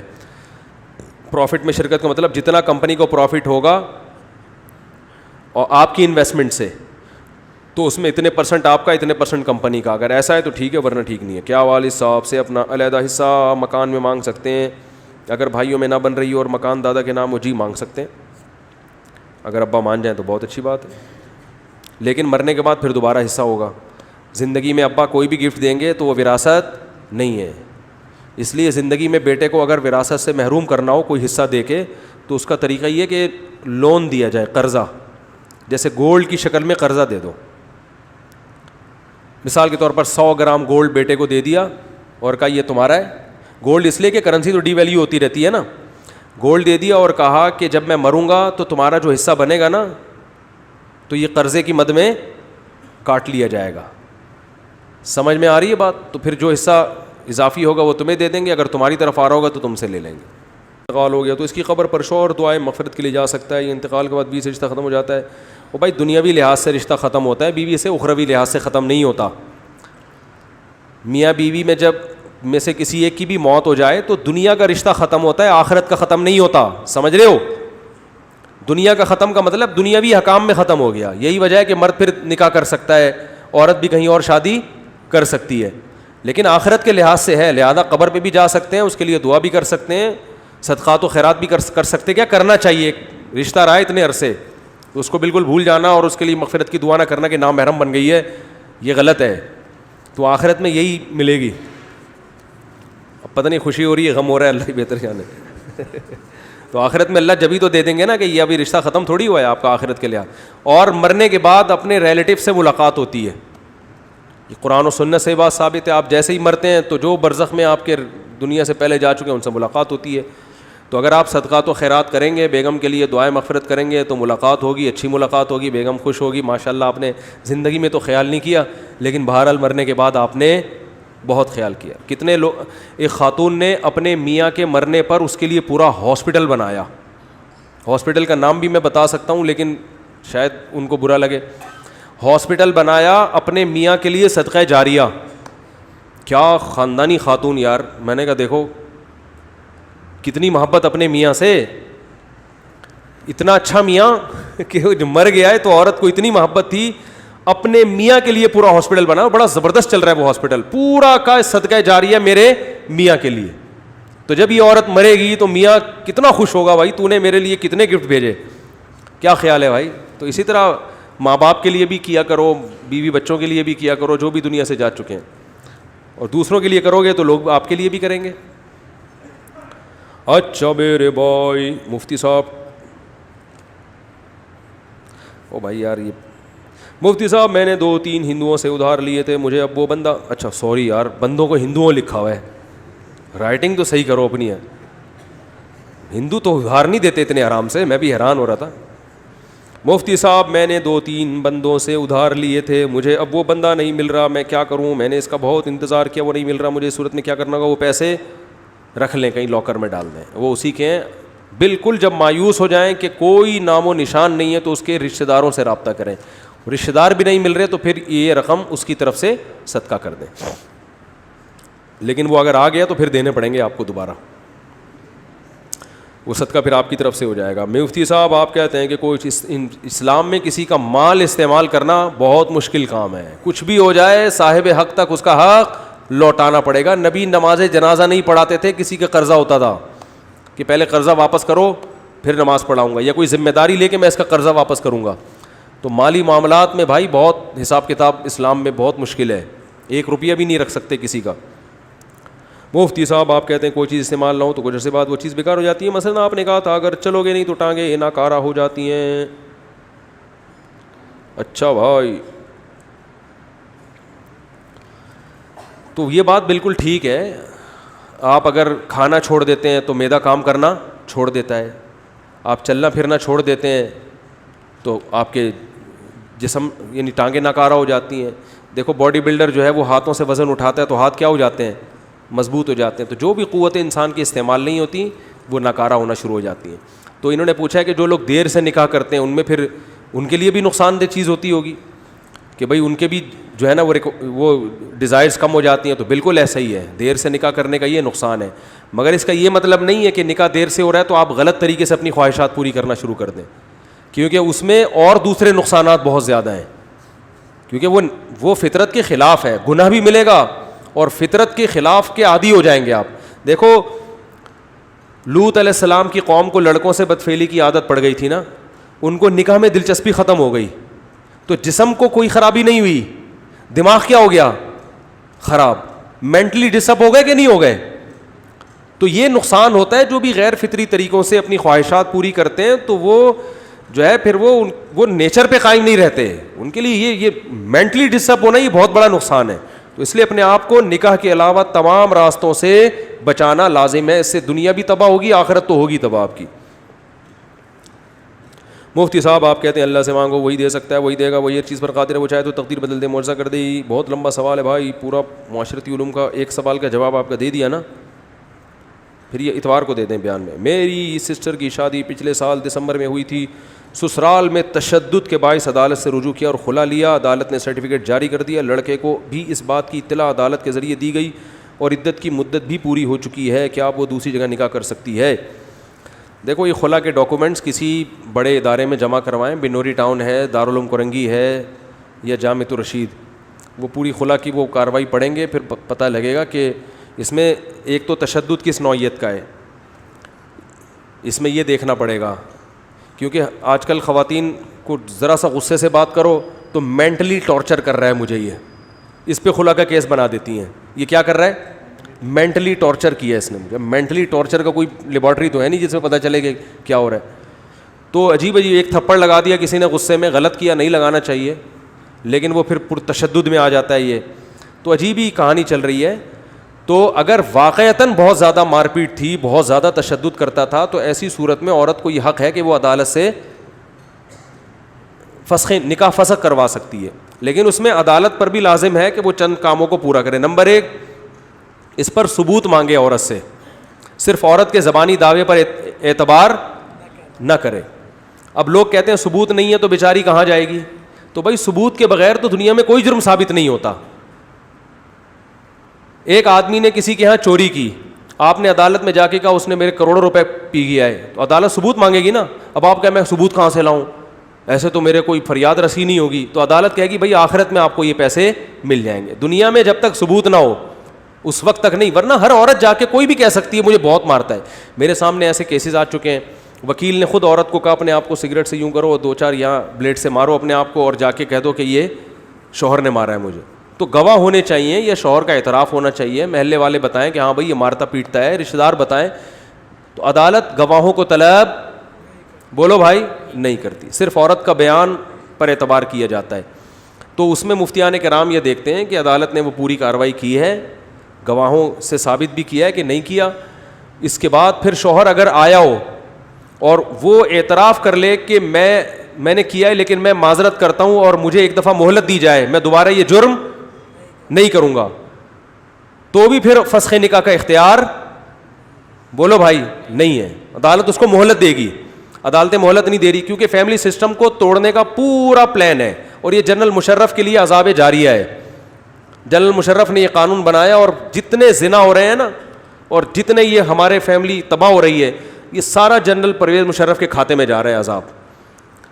تو کیونکہ ایک آدمی نے پورا عدالتی لاء کو چینج کر دیا اور گھروں میں تباہی مچا دی ہے اس نے, اور اس کے خلاف کوئی آواز نہیں بھی اٹھا رہا. یہ بھی ایک عجیب حساب ہے. تو اب مسئلہ یہ ہے کہ عدالت تو جب خلا کی ڈگری دے دیتی ہے تو دوبارہ پھر اس کیس کی سماعت نہیں کرتی.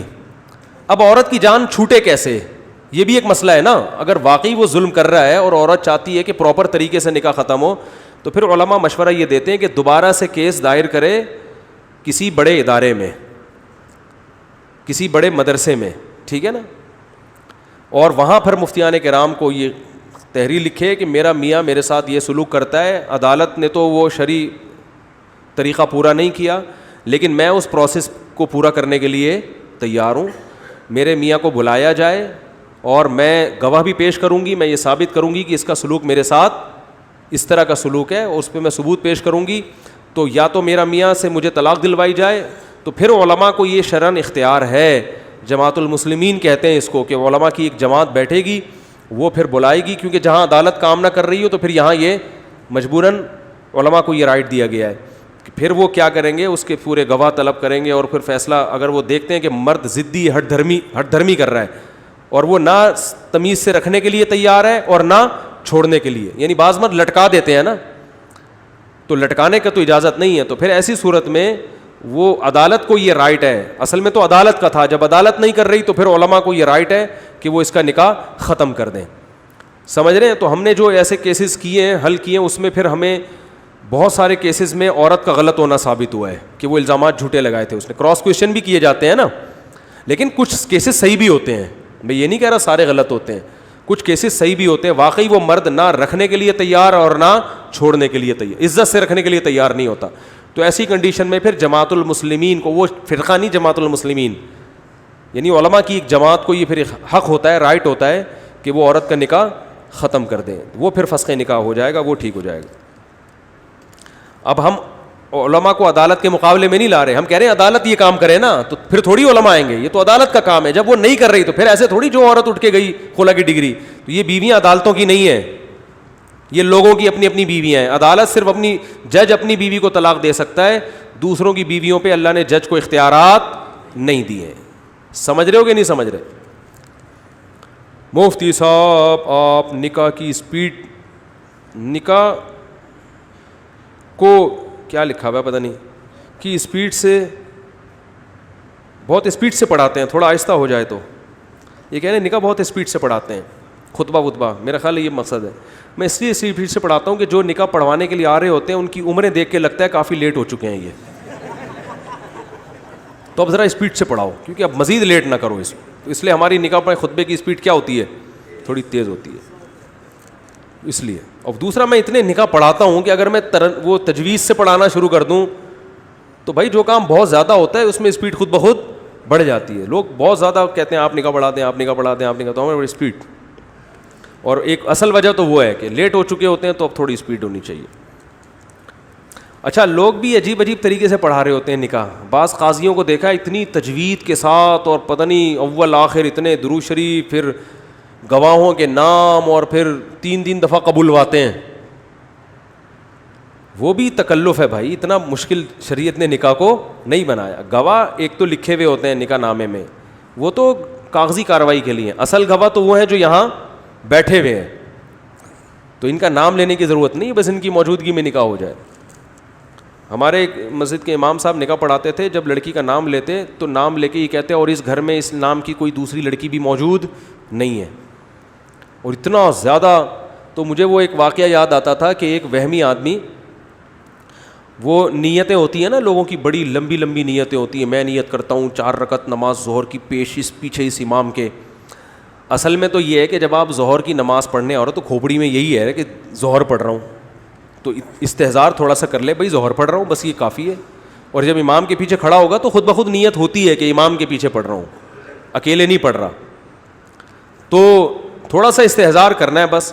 لیکن وہمیوں کو یہ باتیں سمجھ میں نہیں آتی. پھر یہ بتانے کی ضرورت نہیں 4 رکعت پڑھ رہا ہوں تو 3 رکعت, تو جب ظہر ہے تو 4 ہی ہوں گی نا, تمہاری مرضی سے 2 تھوڑی ہو جائیں گی وہ. تو لیکن وہمی کس طرح کرتے ہیں؟ ہمارے استاد واقعہ سناتے تھے, ایک وہمی آیا مسجد میں.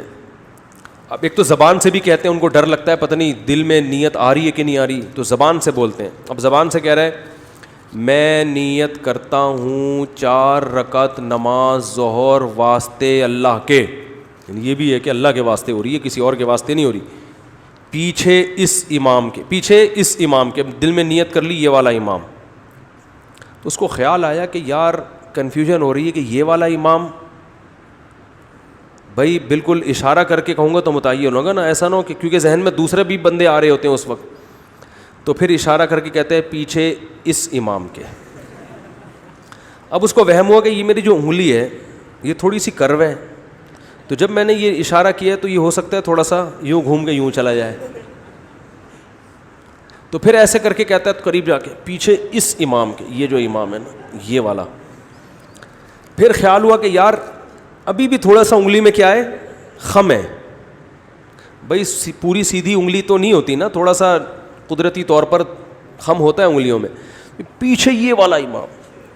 پھر بھی شبہ ہوا تو جا کے امام کو دھکا دیکھ رہا, کہتا ہے پیچھے اس امام کے. اور میں نے وہمی دیکھے ہیں نیتوں میں, نیت میں ہی 15 منٹ لگا رہے ہوتے ہیں, پاگل ہو جاتے ہیں. تو یہی حساب ہے, وہ نکاح ایسے پڑھا رہے ہوتے ہیں کہ دولہا جو ہے نا بالکل اس کا پوری کائنات میں ثابت ہو جائے کہ یہی ہے, کوئی کنفیوژن نہ رہے. ہمارے نبی نے نکاح کیسے پڑھایا ہے, بخاری میں ہے. ادھر خاتون بیٹھی ہوئی تھی, ادھر وہ صحابی. تو آپ نے ان صحابی سے پوچھا مہر میں کیا دو گے, انہوں نے فرمایا کچھ صورتیں یاد ہیں, وہ ان کو زبانی یاد کرا دوں گا, فی الحال تو یہی مہر ہے اور کچھ جیب میں ہے نہیں. تو آپ نے فرمایا زوجتکہا بما معک من القرآن. زوجتو اس کا مطلب ہے, یہ جو میرا تفسیر کے لیکچر سن رہے ہیں ان کو پتہ ہے, سبحتو کی طرح. زوجتو میں نے نکاح کرایا, میں نے شادی کرائی, میں نے نکاح کرایا. زوجتو میں نے نکاح کرایا, کا مطلب اشارہ بھی نہیں کیا کیونکہ بات انہی سے چل رہی ہے نا. بھائی بات جس سے چل رہی ہے تو تم سے وہی مراد ہے, کا معنی تم. زوجتکا میں نے تمہارا نکاح کرایا, ہاں اس سے, ہاں شی کیونکہ ایک ہی خاتون تھی پوری محفل میں, تو اس کی طرف نہ اشارہ بلکہ ہاں یعنی اس خاتون سے. اس خاتون کا لفظ بھی لمبا ترجمہ ہے, ہاں کا معنی شی, ہر یعنی ہم کا نکاح کس سے ہو رہا ہے, ہر سے ہو رہا ہے بس. بما معک من القرآن ان صورتوں کے بدلے جو تمہیں یاد ہیں. یہ مہر, ہمارے یہاں مہر کے چلو سکہ رائج الوقت. وہ پھر معجل میں اتنی تجوید میں فرق آتا ہے, اس میں نکالنا منہ سے مشکل ہو جاتا ہے. عند طلب اور بھی بہت کچھ لگاتے ہیں, سکہ رائج الوقت. تو بھائی سکے رائج الوقت ہی ہوتے ہیں, ڈالر میں تھوڑی نکاح ہوگا پاکستان میں بیٹھ کر. مجھے بتاؤ جلیبی خریدنے جاتے ہو تو یہ کہتے ہو کہ 1 کلو جلیبی چاہیے سکہ رائج الوقت کے مطابق, سکہ رائج الوقت کے بدلے میں. وہ کہے گا جب تو پاکستان میں ہے تو کم بخت پیسوں کی جلیبی ملے گی نا, ڈالر میں تھوڑی ملے گا تجھے. سعودی عرب میں ہے تو ریال چلے گا, امریکہ میں ہے تو ڈالر چلے گا. تو یہاں بھی نکاح ہوگا تو سکہ رائج الوقت میں ہی ہوگا میرے بھائی. اور وہ تو سکے ہیں ہی نہیں, سکے تو پرانے زمانے میں ہوا کرتے تھے. تو اتنا تکلف ادھر نبی کے نکاح میں, اتنی سادگی, میں نے تمہارا اس سے نکاح کرایا قرآن کے بدلے جو تمہیں یاد ہے, بس یہ ہو گیا نکاح. اور ہمارے ہاں کتنا لمبا حساب کتاب چلتا ہے, اور بھی پتہ نہیں کیا کیا ہے. وہ جیسے میں تو بہت سے الفاظ بھول گیا ہوں. پہلے ہم جاتے تھے نا کسی نکاح میں تو اتنی لمبی گردان چلتی تھی نکاح کی, بچشمے کچھ اس طرح کے آتے تھے, بچشمے پتہ نہیں فلانے خود, بچشمے خود 4 گواہ, وہ گواہ پھر موکل اور وکیل, وہ پورے ایجاب و قبول میں یہ الفاظ آ رہے ہوتے تھے. یہ پوری تفصیل پوری گردان پڑھنے کے بعد دولہا سے کہتے تھے کیا آپ نے قبول کیا. دولہا بھول جاتا تھا کہ یہ بات چل کیا رہی ہے ابھی وہ بھول جاتا ہے کہ وہ ہو کیا رہا ہے. تو اس لیے آرام سے بھائی, تو فلانی کا تمہارے سے نکاح کرایا, قبول ہے, ہاں بھائی چلو شاباش آگے چلو. بہت سے اور بھی کام ہے دنیا میں, صرف یہی تھوڑی ہے. کافی ٹائم ہو گیا میرے بھائی, بس یار بہت ہو گیا بھائی. مصافحہ نہ فرمائیں, ٹھیک ہے نا, اور تمیز سے پتلی گلی سے سب حضرات چلے جائیں. اللہ تعالیٰ سب کو عمل کی توفیق عطا فرمائے.